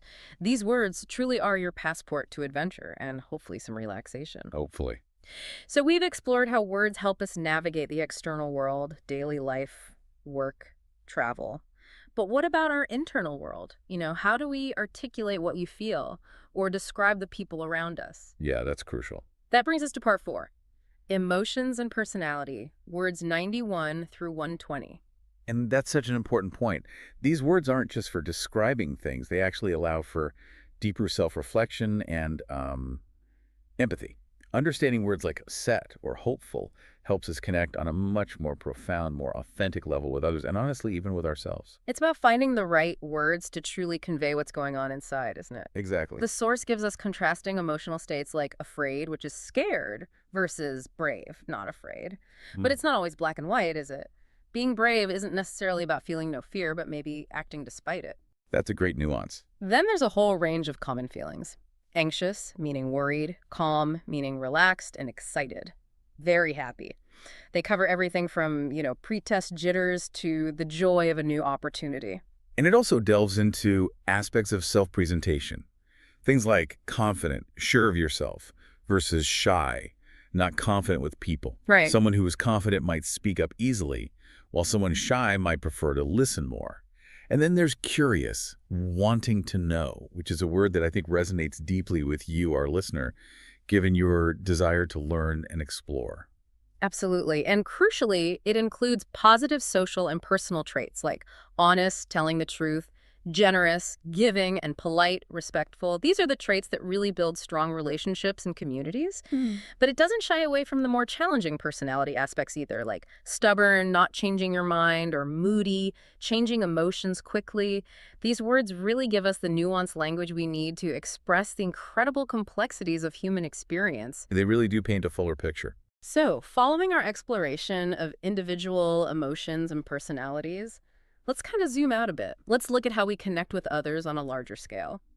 Our next section is Society and Culture Words, covering words 121 through 150. Okay. These words truly define how we interact within our communities, how we make collective decisions, and contribute to the broader fabric of society. And from a broader perspective, this vocabulary is really all about understanding the dynamics of groups, right? And how we function within them. Yeah. Whether it's just inviting someone to a gathering or joining a cause, or even how we agree on shared ideas. These words illuminate our social structures. It's fascinating how these words really build the foundation for our shared experiences. The source highlights the entire spectrum of social discourse, from agree to have the same opinion, which is obviously key for consensus, right? To argue, to fight with words. And arguing isn't always negative, is it? Sometimes it's a passionate debate needed to find the best solution. A constructive argument, maybe. Exactly. And then there are shared human experiences and traditions like celebrate, to enjoy a special day. We celebrate birthdays, holidays, achievements. It's just a fundamental part of human connection. Absolutely. And we also see different facets of altruism and community building. Words like donate, to give to help, help to give support, and support also to help. A lot of helping. Yeah, they overlap but have nuances. You might donate blood, you might help a friend move house, or you might support a local charity. Each one is an act of giving back in a slightly different way. It also covers key actions in civic participation, like elect, to choose a leader, and vote to choose in an election. These are fundamental to democratic processes, obviously, letting us choose our representatives. Critical action. And then there are the fundamental values for coexistence: protect, to keep safe, and respect, to show care. If we respect different opinions and protect our environment, for instance, we create a stronger society. It all kind of boils down to work together, which the source defines simply as to cooperate. The essence of it all. Truly the essence of collaboration and building a functional community. Yeah. Okay, so from the complexities of society, let's shift gears now to something that defines so much of our modern interaction: technology. Oh, yes. Can't avoid this one. Definitely not. Our journey continues into technology and media words, words 151 through 175. This is the essential vocabulary for navigating our increasingly digital world, a language that has become, well, indispensable almost overnight. It's incredible how quickly these words became just integral to our daily lives. They are literally the language of our modern interactions and how we access information, from sending a simple message to securing a password for an account. So what does this all mean for your digital life, from watching a video to searching for information online? This section gives us the tools we use every single day, like app, defined as software for phones and smartphone, the modern phone, the very devices that connect us. Right, the hardware. And the gateway to information. Your browser, the program for internet you use, and the internet itself, that vast global network. And then you have the fundamental online actions that we just take for granted now. Things like click, simply press a button to interact with something, download to get from internet, versus upload, put on internet. You download a movie and you upload photos to social media. Yeah. It's that really clear distinction of direction again. It also covers our primary communication platform, And, like yeah. email and electronic message and social media, those websites for people that connect us, for better or worse sometimes. And the ways we distribute information and connect digitally, like to post, meaning share online, or send, to deliver online. These words are, literally the language of our digital existence now. They allow us to connect, share, consume information in ways that were just unimaginable a few decades ago. Completely transform things. We've covered so much ground, haven't we? From Yeah. everyday basics right through to the digital sphere. We have. But true fluency isn't just about breadth, is it? It's about the nuance, the precision, the deeper expression you can achieve. And that's precisely what our final section, Advanced Daily Use, explores. This covers words 176 through 200. These are more subtle verbs and concepts for daily life, often involving personal growth and interaction. This final collection of words, I think, really reinforces that idea that true fluency isn't just about knowing a lot of words. It's about the depth and the precision with which you can, say, explain a complex idea or accurately remember the nuances of your world. It's about, well, sophisticated communication. You're absolutely right. These aren't just advanced because they're complex words necessarily, but because they allow for that deeper, more subtle expression in everyday life. We see words like adapt, to change, to fit, which is just crucial for personal and professional flexibility. Yeah. Think about how you adapt to a new job or a new city. Or balance to stay equal, such a highly sought-after state in life, right? Whether it's work-life balance or just balancing your budget. A constant struggle for many. And words like behave, to act in a way, which touches on personal conduct and etiquette. Then there's depend, to need, illustrating reliance and connection in relationships. You depend on your friends for support, for example. Right. And these vital words for healthy interactions encourage, to give support and help build confidence, and forgive, to stop being angry, which is just fundamental for moving forward in relationships. And really, at the very core of all learning and growth, you find learn, to get knowledge, think, to use your mind, and understand, to know the meaning, which for us is truly the essence of these deep dives, isn't it? It really is. Even a seemingly simple word like miss, to not be present, carries significant implications. Whether you miss a train or you miss a loved one, these words just allow us to navigate the intricate tapestry of our experiences with more, well, precision. Well said. So we've journeyed through 200 essential English words. We've seen them thoughtfully categorized by everyday life, work, travel, emotions, society, technology, and that advanced daily use section. You've seen how a structured approach, focusing on clear definitions and, importantly, practical context, can really rapidly improve your English. But beyond just learning definitions, these words are truly powerful tools, aren't they? Tools for thinking, for feeling, for connecting with the world around you. Absolutely. They're the building blocks of communication and understanding. So as you move forward from this deep dive, maybe take a moment to consider, what word, or maybe what new understanding unlocked by a word today, will you seek to truly master and integrate into your daily life next? You know how sometimes you hear a phrase in English that just stops you? Not because it's complicated, but because it's so perfectly, well, English. Well, you, our listeners, you sent us down a bit of a rabbit hole with 20 such phrases, these lesser-known idioms, that are just packed with flavor. Yeah, some really interesting ones came through. Totally. So think of this as maybe your shortcut to sounding less like you're reading a textbook. And more like you're actually living the language. Exactly. Our mission today, it's pretty simple. Unpack these gems, figure out what they really mean, and, you know, how you can maybe weave them into your everyday conversation. To really nail that natural English flow. Right. So ready to explore beyond the usual it's raining cats and dogs? Definitely. Let's do it. Okay, let's kick things off with one that sounds a bit, well, crunchy. Bite the biscuit. Bite the biscuit. It's a curious one, isn't it? It essentially boils down to having to face an unpleasant situation. Right. Or, you know, accept something difficult, even if it's the absolute last thing you want to do. So like gritting your teeth and getting on with it. Exactly. What's interesting about this, I think, is that sense of quiet resignation it carries. It's not really about fighting back. No. But more about stoically getting through something. Right. And the example from the article nails it. I didn't want to go to the dentist, but I had to bite the biscuit and make the appointment. Yeah, we've all been there, haven't we? Oh, totally. That moment where you just have to brace yourself and get on with something you're dreading, it's just so much more evocative than saying, I had to do it. It really is. Yeah. And I wonder if there's maybe a hint of that British stiff upper lip in there. That idea of just getting on with things without too much fuss. Could be, yeah. It's a very understated way of expressing a pretty common struggle. Okay, next up we have one that paints a rather dramatic and unfortunately often all too familiar picture. Throw someone under the bus. Ooh, yeah. This idiom is definitely on the sharper side. Mm-hmm. To throw someone under the bus means to betray them, basically for your own benefit. Mm-hmm. Often in a public setting, like work. So sacrificing them to save yourself. Pretty much. You're sacrificing their well-being or their reputation to make yourself look better or, you know, avoid blame. The imagery is just brutal, isn't it? It really is. And the example in the article couldn't be clearer. During the meeting, Mark threw Jane under the bus just to look good in front of the boss. Ouch. Big ouch.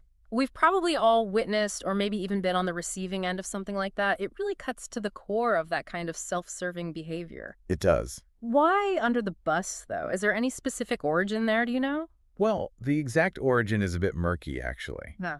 But the bus, in this context, it clearly symbolizes something large, powerful, dangerous. Right. You wouldn't survive that. No. So the act of throwing someone in its path vividly conveys that idea of utter betrayal and potential harm to the person being sacrificed. Like being completely abandoned. Yeah, it's a very visceral image. Yeah. Okay. All right. Shifting gears to something that brings maybe a wry smile to my face, Right. especially if you've ever tried to coordinate, well, pretty much anything with more than two people. Oh, let me guess. Like herding cats. You got it. Like herding cats. It's such a wonderfully vivid and humorous way to describe a task that is just incredibly difficult, bordering on impossible to manage. Yeah. I mean, think about it. Cats are independent creatures, right? Getting them to move in a coordinated way, it's chaos. Pure chaos. The example from the source is perfect. Trying to organize my group of friends for a trip was like herding cats. Oh, I feel that. I think anyone who's ever planned a group outing just let out a collective sigh of recognition there. Definitely. What makes this idiom so effective, do you think? Is it just the inherent difficulty of dealing with cats? I think it's the perfect storm, really. The cat's independent nature combined with the implied frustration of the person trying to control them. Right, that feeling of helplessness. Exactly. There's a sense of futility and a shared understanding that some tasks are just inherently unruly, resistant to organization. Wow. The humor comes from that relatable feeling of being completely overwhelmed. Now, here's one that sounds like a fantastic motto for self-preservation. Not my circus, not my monkeys. Huh. Exactly. This idiom is brilliant. It's all about establishing healthy boundaries. Okay. When you say, not my circus, not my monkeys, you're clearly stating that a particular situation or drama or problem, Right. it's just not your responsibility. Right. I'm out. Precisely. You're choosing not to get involved. It's a way of detaching yourself from other people's chaos. The example is so concise and effective. They can argue all they want. It's not my circus, not my monkeys. It's a pretty direct way to say, I'm staying out of this.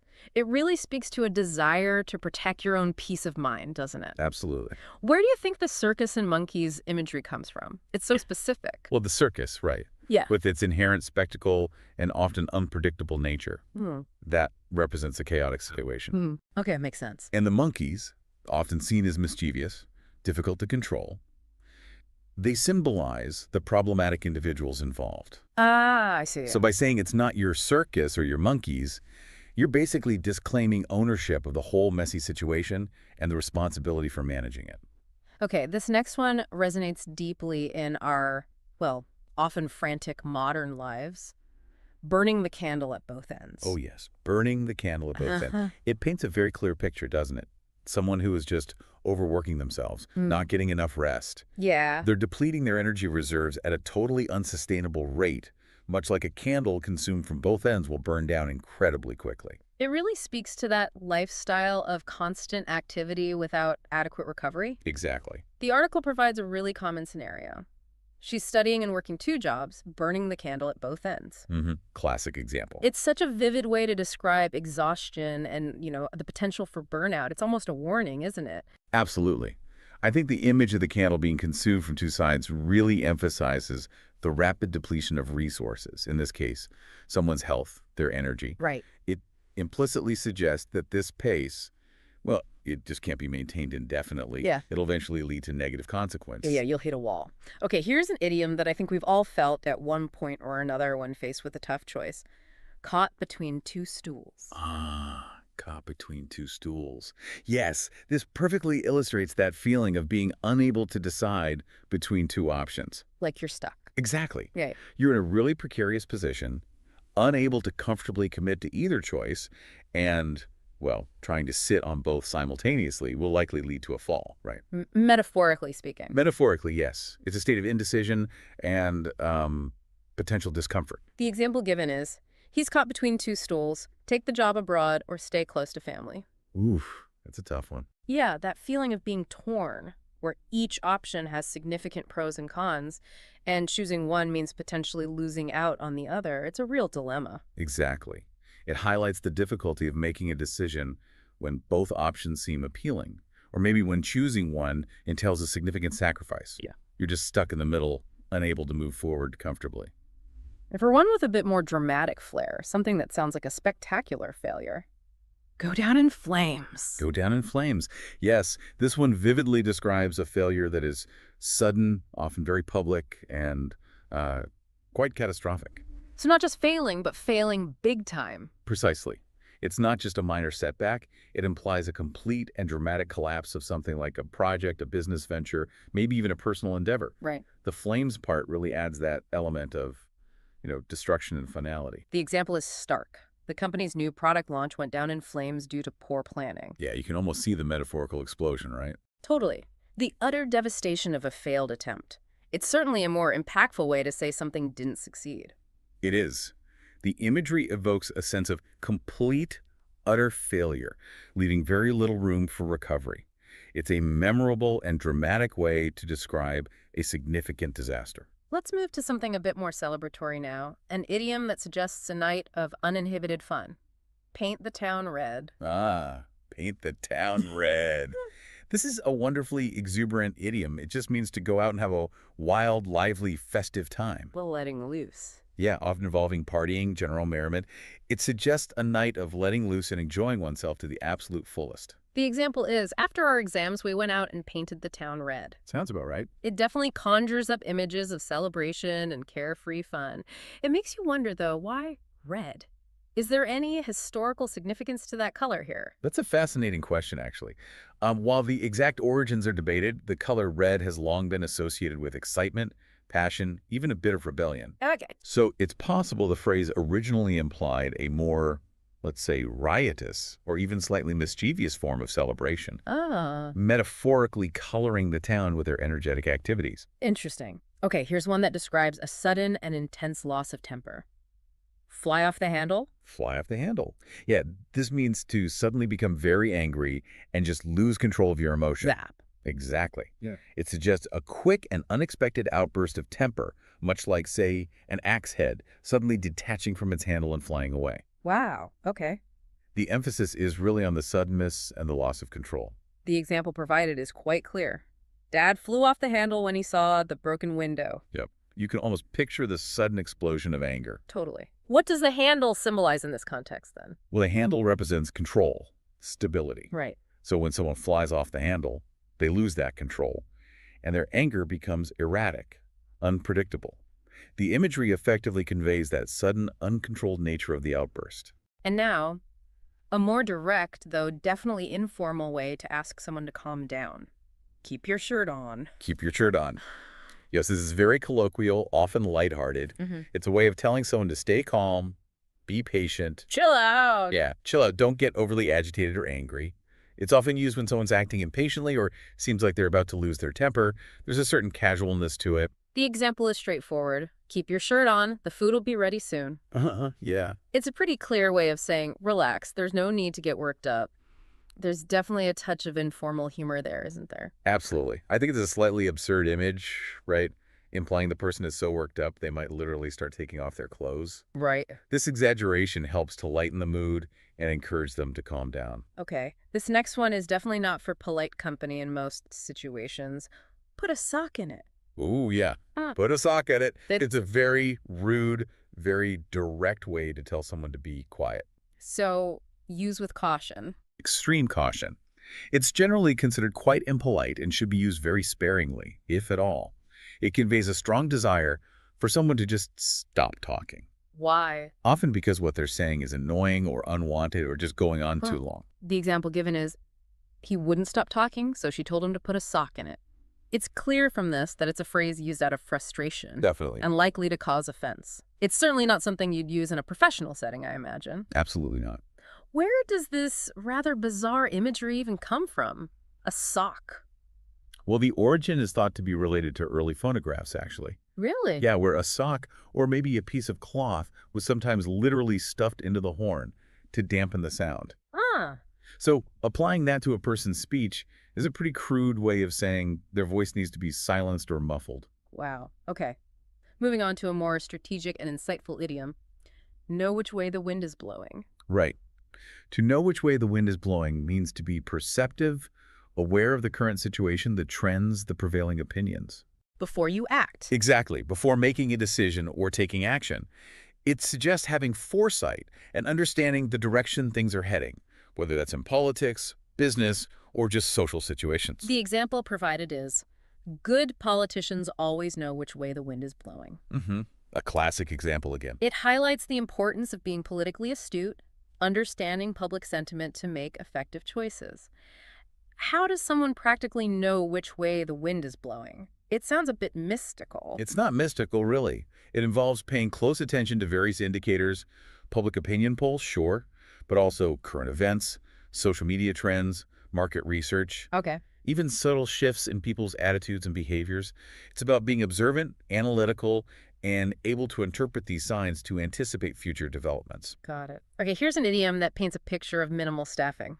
Skeleton crew. Skeleton crew. Yeah. This refers to the absolute minimum number of staff required to keep a business or a service or an operation running at just a basic level. Just the bones. Exactly. It implies a significant reduction in personnel, often due to circumstances like holidays, off-peak hours, or maybe budget constraints. The image is of just the essential framework remaining. The example is, only a skeleton crew was working during the holiday weekend. Yep. It really conveys that idea of a place being minimally staffed with just the necessary people to keep things ticking over. Exactly. It emphasizes the bare essentials being in place, with most of the usual workforce absent. It suggests a limited capacity and perhaps a slower pace of operations, too. Now, for an idiom that helps to keep minor issues in perspective, a storm in a teacup. A storm in a teacup. I love this one. It's a wonderful idiom that describes a situation where a small, insignificant problem or disagreement is just blown way out of proportion. Made into a huge drama. Exactly. Exaggerated, made to seem much more serious and dramatic than it actually is. The contrast between the immense power of a storm and the tiny scale of a teacup really highlights the absurdity of the overreaction. The example is, their fight was just a storm in a teacup. It's a great way to downplay a petty argument or someone making a massive deal out of something trivial. It is. It's quite a gentle way, actually, of suggesting that people are overreacting and that the issue at hand is, well, not as significant as they're making it out to be. Here's one that can be incredibly frustrating to encounter, especially when you feel like you're making progress. Move the goalposts. Ooh, yes. Move the goalposts.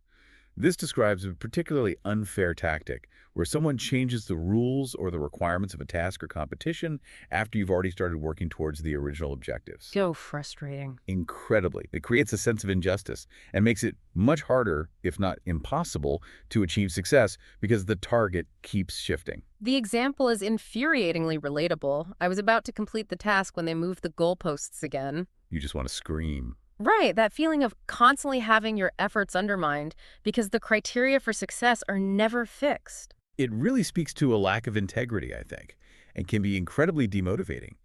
It suggests the person moving the goalposts is either deliberately trying to prevent success, or just disorganize, or maybe just being inconsistent and unfair in their expectations. Either way, it's not good. Okay, this next one suggests a sudden and often opportunistic departure. Jump ship. Jump ship. Yeah. This means to suddenly leave a job or an organization or a situation, often when things are becoming difficult or unfavorable. Getting out while the getting's good. Or bad. Kind of. It implies a swift and sometimes unexpected departure, often with the implication of seeking a better opportunity elsewhere.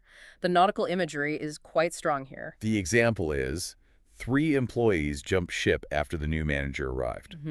Tells a story, doesn't it? It does. It suggests maybe a lack of confidence in the new leadership or perhaps a desire to escape a potentially negative environment. Why ship specifically? Well, the ship symbolizes the organization or the situation. So just as sailors might abandon a sinking or troubled vessel. People who jump ship are leaving a situation they perceive as failing or maybe just no longer beneficial to them. It often implies a degree of urgency and self-preservation. Makes sense. Okay, here's an idiom that describes an unexpected disruption or obstacle. Throw a spanner in the works. Throw a spanner in the works. Or, as Americans might say, a wrench. Ah, right. Spanner wrench. Yeah. It means to do something that causes unexpected problems or hinders the progress of a plan or operation. Okay. The image of a spanner, or a wrench being thrown into machinery vividly illustrates how a small, unexpected interference can bring everything grinding to a halt or cause significant disruption. The example is the weather threw a spanner in the works of our beach plans. A classic British example. Indeed. It perfectly highlights how unforeseen circumstances can derail even the best-laid plans. Exactly. It emphasizes that element of surprise and the way in which a seemingly minor obstacle can have a really significant negative impact on progress. Okay, this next one is all about efficiency and getting straight to the point. Cut to the chase. Love this one. Cut to the chase. It means get to the main point, the most important part of a discussion or story, without all the unnecessary introductions or details or preamble. Stop beating around the bush. Exactly. It's about being direct and valuing brevity in communication. It implies wanting to avoid wasting time on less relevant information. The example is direct and to the point itself. Let's cut to the chase. Are you joining us or not? Perfect. It's a clear and efficient way to ask for a decision. It is. It prioritizes the essential information and seeks a quick resolution by bypassing any unnecessary fluff or background. Very useful. Here's an idiom that advises taking a moment for things to settle down. Let the dust settle. Let the dust settle. Yeah. Such wise advice packed into a simple phrase. It means to wait for a chaotic or confusing situation to calm down. Take a breath. Yeah, and for things to become clearer before taking action or making a decision. It suggests allowing time for emotions to subside and for a clearer perspective to emerge once the initial disruption is past. The example is good advice. Let's let the dust settle before making a big decision. Definitely. It highlights the importance of not rushing into important choices when things are still uncertain or, emotional. The analogy of stirred-up dust obscuring your vision is really effective here, I think. Yeah. Just as you need to wait for physical dust to settle to see clearly, you sometimes need to allow time for a situation to stabilize before you can make a sound judgment. And finally, our 20th idiom. We arrive at one that evokes a sense of exploration and discovery. Off the beaten track. Off the beaten track. Yeah, this refers to a place or a route or maybe an experience that isn't commonly visited or known. Somewhere different. Exactly. It suggests something secluded, less conventional, and often more interesting or authentic or unique than the mainstream options. It appeals to that sense of adventure, doesn't it? It really does. The desire to discover hidden gems. The example is inviting. We found a charming little cafe off the beaten track. Sounds lovely. It conjures up the idea of stumbling upon something special and undiscovered, away from the usual tourist crowds or busy streets. Exactly. It speaks to the allure of the less traveled path and the potential for finding something truly memorable and distinct.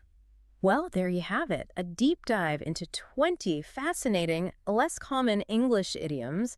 Hopefully, you've picked up a few new linguistic tools to add some extra color to your English. That article you shared was a goldmine.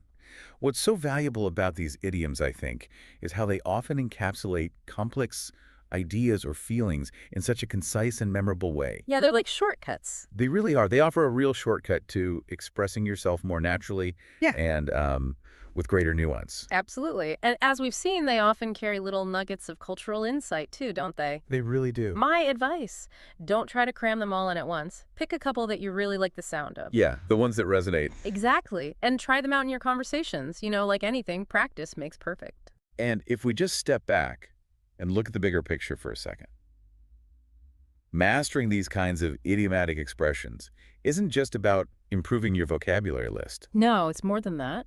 It's about gaining a deeper appreciation for the richness and the creativity of the English language and maybe the cultural perspectives embedded within it. Yeah, that's a great point. It makes you wonder, doesn't it? What other hidden layers of meaning are waiting to be uncovered in the way we speak every single day? Exactly.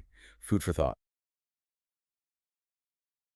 Have you ever felt that moment where the words are right there, like on the tip of your tongue, you understand perfectly what's being said, but when it's your turn to speak, nothing? Yeah, at a freeze. Exactly. And, millions around the world who are learning English know exactly that feeling. The words just seem to evaporate. It's a really common experience for language learners, and honestly, it can be incredibly discouraging, especially when you've put in so much time studying, right? Totally. All that grammar, all that vocab, and then silence.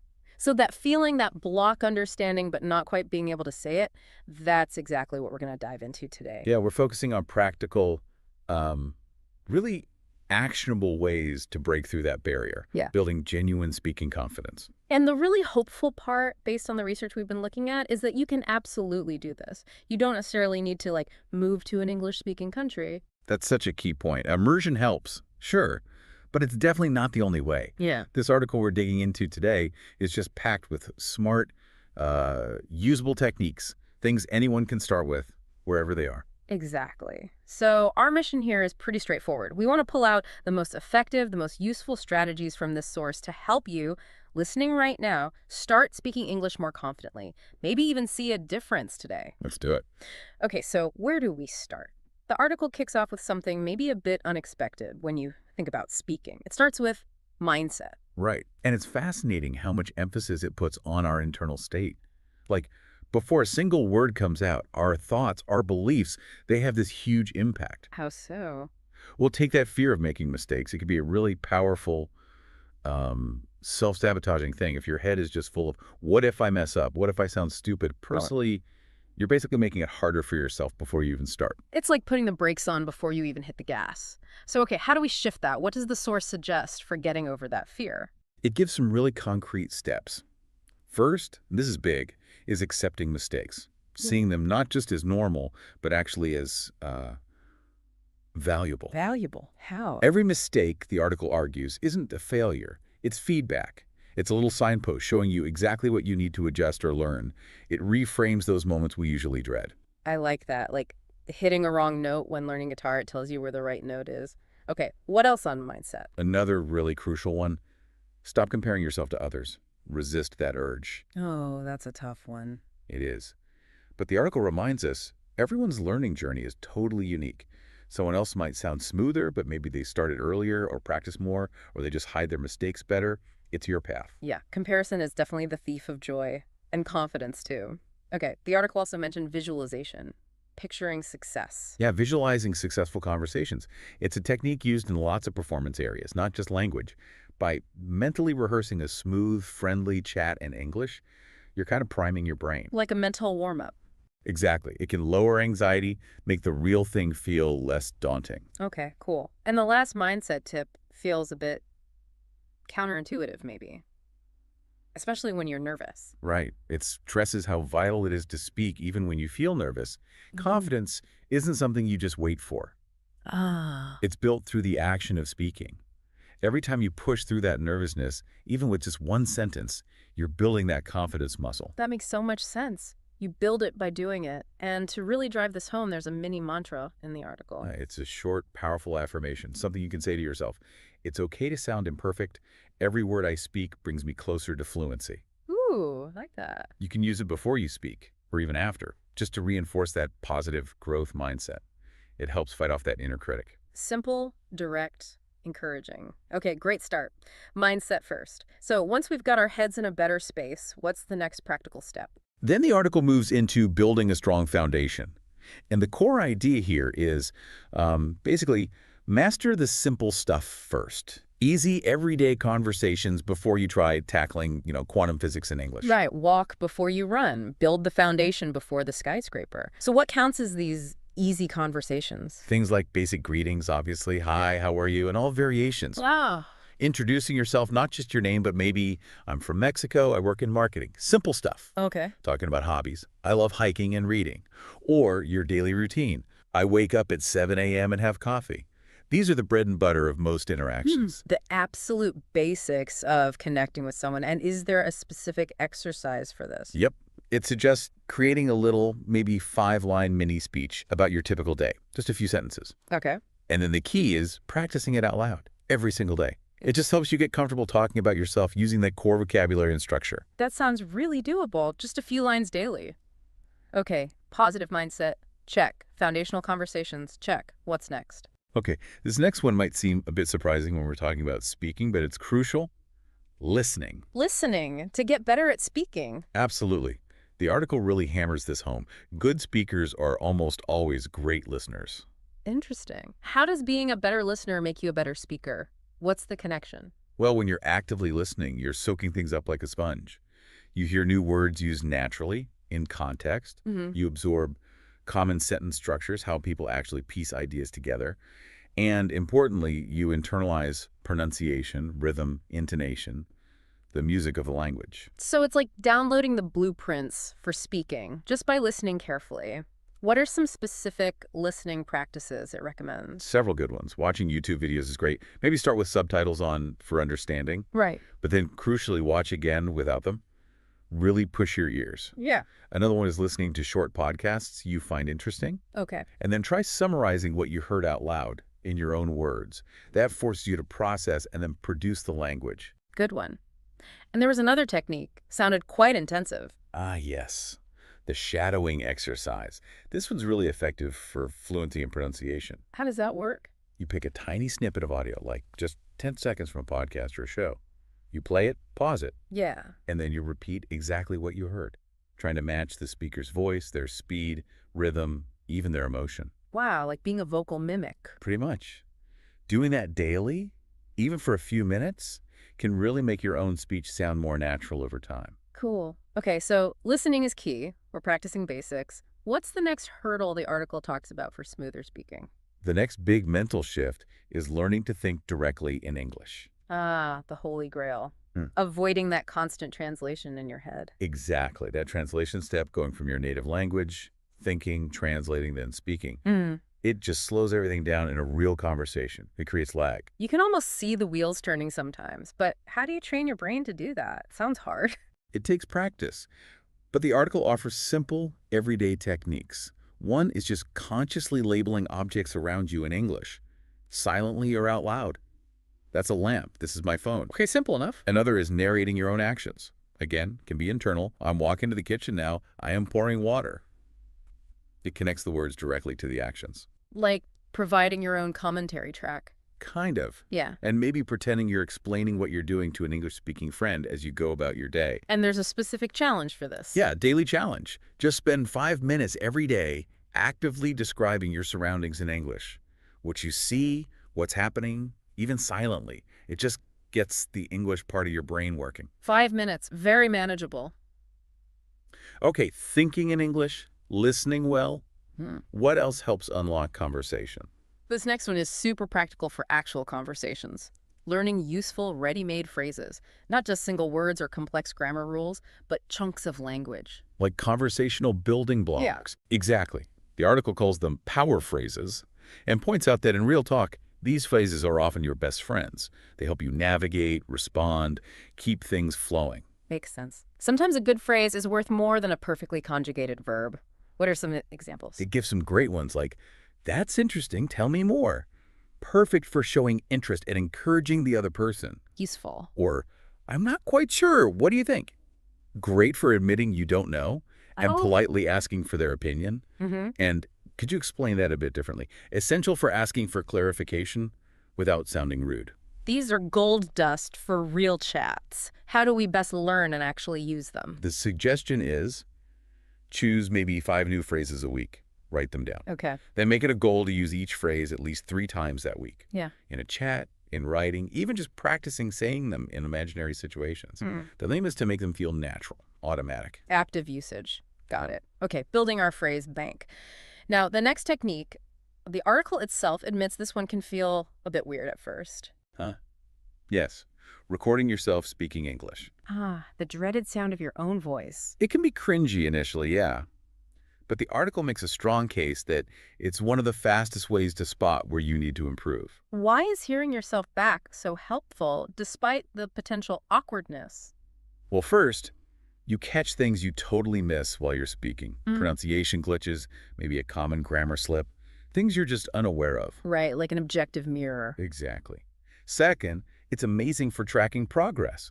Listen to a recording from a month ago and you'll likely hear improvement, which is super motivating. Sure. And third, just getting used to the sound of your voice speaking English actually builds confidence over time. It normalizes it for you. That makes sense. What kind of recordings should we make? Daily prompts? Yeah, it suggests short, like 1-minute daily recordings. Just talk about simple things. What you did today, how you're feeling, a random thought you had. Keep it brief and consistent. 1 minute daily. Again, manageable. And there's a bonus tip with this. Yes. Listen back to recordings from maybe a month ago. It's often the clearest way to see, or rather, hear the progress you've made. It can be a real boost when you feel like you're stuck. Like a little audio time capsule. Yeah. Brilliant. Okay, we've got all these individual practice methods, but how do we bring it all together for actual real-world fluency? That leads right into the next point. Connecting with other people, actually speaking with other learners, or ideally native speakers. Right. Practice in isolation is good, but real conversation is the goal. Absolutely. The article really stresses that interaction is key. That's where you test everything, where you learn to respond spontaneously, adapt, manage the flow. It's the proving ground. Makes total sense. But where can people find these speaking opportunities? It's not always easy. The article lists some really practical places. Facebook groups dedicated to English learners are a good start. Okay. Language exchange apps. There are tons now connecting you with partners worldwide. Online meetups or conversation clubs, often on Zoom. And even local options, like checking university language centers or community colleges. Sometimes they have exchange programs open to the public. Lots of options if you look. But, okay, first time joining a group or talking to a new partner can be pretty nerve-wracking. Any tips for that? Yeah, great first-time tip. Don't aim for perfection. Just focus on staying in the conversation. Just participate. Exactly. It's okay to stumble. It's okay to make mistakes. The main goal is just to communicate, to keep the interaction going. Take the pressure off. Good advice. And any helpful starter phrases for navigating those moments when you get stuck or don't understand? Yes, some lifesavers. Things like, sorry, could you see that again? Simple, polite. Classic. Or, I'm not sure about that word. What does it mean? Totally fine to ask. Yeah. And let me think for a second. Bide you a moment to gather your thoughts without just freezing up. These keep things moving smoothly. Invaluable tools. Okay, so we're connecting, we're using our phrases. How can we make practice less like homework and more fun? Oh, that's the next section. Using games, conversation games. Ooh, interesting. The idea is when you turn practice into a game, it lowers the stakes. It reduces that fear of making mistakes because the focus shifts to playing, to creativity. Makes sense. Less pressure, more play. What kind of games does it suggest? Some fun, easy ones. Would you rather, Yeah. Pose silly choices. Would you rather travel to space or live underwater? Gets you explaining your choice. Fun. 2 truths and a lie. Everyone shares 3 facts. One's a lie, others guess. Oh. Great for practicing descriptive language and asking questions. Yeah, that's a good one. And story building. One person starts a story with a sentence, the next adds a sentence, and so on. Builds collaboration and imagination. These sound way more engaging than just drills. The focus really shifts to just using the language creatively. Exactly. And that reduced anxiety, that focus on fun, can actually lead to more confident, natural speaking down the line. Okay, games are great. What about another technique, something about reading? Yes, reading aloud. It might sound simple, but the article highlights it as a fantastic way to train your brain, your mouth, and your ears to all work together. Synchronizing the systems. Pretty much. That Yeah. connects the visual word, the physical act of saying it, and the sound of hearing it. A multi-sensory workout. Cool. What should people read aloud? Anything specific? Start easy. Children's books can be great. Simpler language, clear stories, blog posts on topics you like, short news articles. The key is material that isn't too complex, so you can focus on how you're saying it. Right, focus on the delivery and the exercise itself. Just read maybe 1 page aloud each day. Focus on speaking clearly, articulating the words. Don't worry about speed. Focus on clarity. Clarity over speed. Got it. And bonus points, the article mentioned this. Again, record yourself reading aloud. It doubles the benefit because you can listen back and pinpoint things like pronunciation or pacing you want to adjust. That recording tip keeps coming back. Okay, so we're doing all these things. Mindset, basics, listening, thinking, phrases, recording, connecting, games, reading aloud. What's the glue that holds it all together for long-term improvement? Consistency. That's the core principle underscored throughout the article. Improving your speaking isn't a quick fix. It's gradual. It's a marathon, not a sprint. Right. And it absolutely demands regular, consistent effort. Even small amounts of practice done consistently add up hugely over time. Consistency is king. Any tips from the article on how to stay consistent? Because that's often the hard part. Definitely. It suggests setting a minimum daily goal. Something super achievable, like maybe just 10 minutes of speaking aloud, makes it less daunting to start each day. Small wins. Exactly. Also, tracking your practice. Keep a simple log or use an app. Seeing those consecutive days, those streaks, can be really motivating. Yeah, don't break the chain. Right. And finally, reward yourself. Acknowledge your effort when you stick with it or hit a small milestone. Positive reinforcement helps build the habit. Good practical tips. And it really emphasizes the power of daily effort, doesn't it? Massively. It explicitly says something like 10 minutes a day is better than 1 hour once a week. Wow. That regular exposure keeps the language fresh, keeps the pathways active in your brain. Infrequent cramming just doesn't embed it the same way. Okay, so to make this even more concrete, the article lays out a sample, real daily speaking routine. What does that look like? It breaks it down into small chunks throughout the day, like maybe in the morning. Think 5 simple sentences in English while you have coffee. Listen to a quick 5-minute English podcast. Okay, manageable. Afternoon. Practice those 3 power phrases you're working on.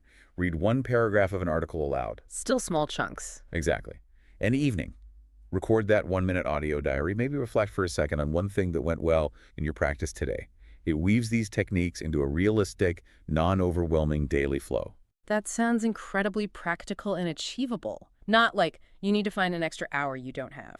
Okay, this is all great advice. And to show it works, the article includes some real stories, right? Yes, these real learner success stories are really encouraging. There's Maria from Brazil who just practiced talking to herself in English on her walk to work. Just talking to herself. Yeah, and after about 6 months, she felt confident chatting easily with tourists. Then there's Amit from India.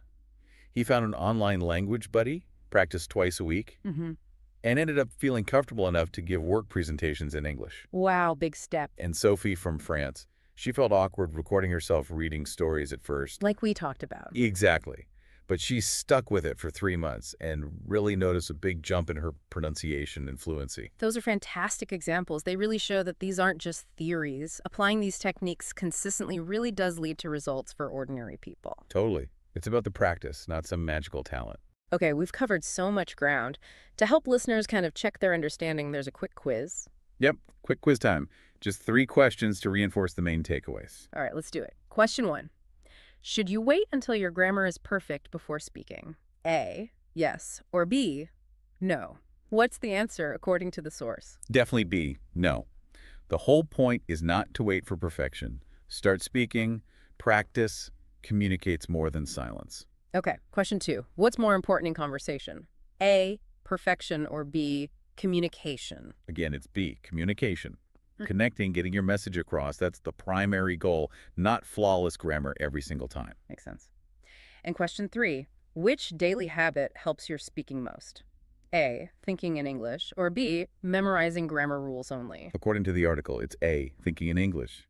While grammar is important, training your brain to operate directly in English is key for fluency and naturalness. Great recap. Those really hit the core messages. So as we wrap up this deep dive, what's the final big takeaway message the source wants us to remember? It's really empowering, I think. Basically, you don't have to be perfect. You don't have to sound like a native speaker. Right. You just have to show up. You have to practice using these kinds of strategies, and you have to keep going. Persistence is key. Absolutely. It's about the journey, the gradual progress, not some impossible finish line.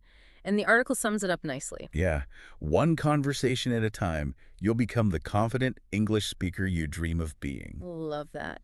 So to put this into action immediately, we have a simple today's challenge for you, the listener. Super simple. The challenge is speak 1 sentence aloud in English right now. Just 1. That's it. For example, you could just say aloud, I am learning to speak better English every day. Go on, try it. You've just taken that first crucial step. Keep practicing, keep listening, keep speaking, keep going. You're doing amazing.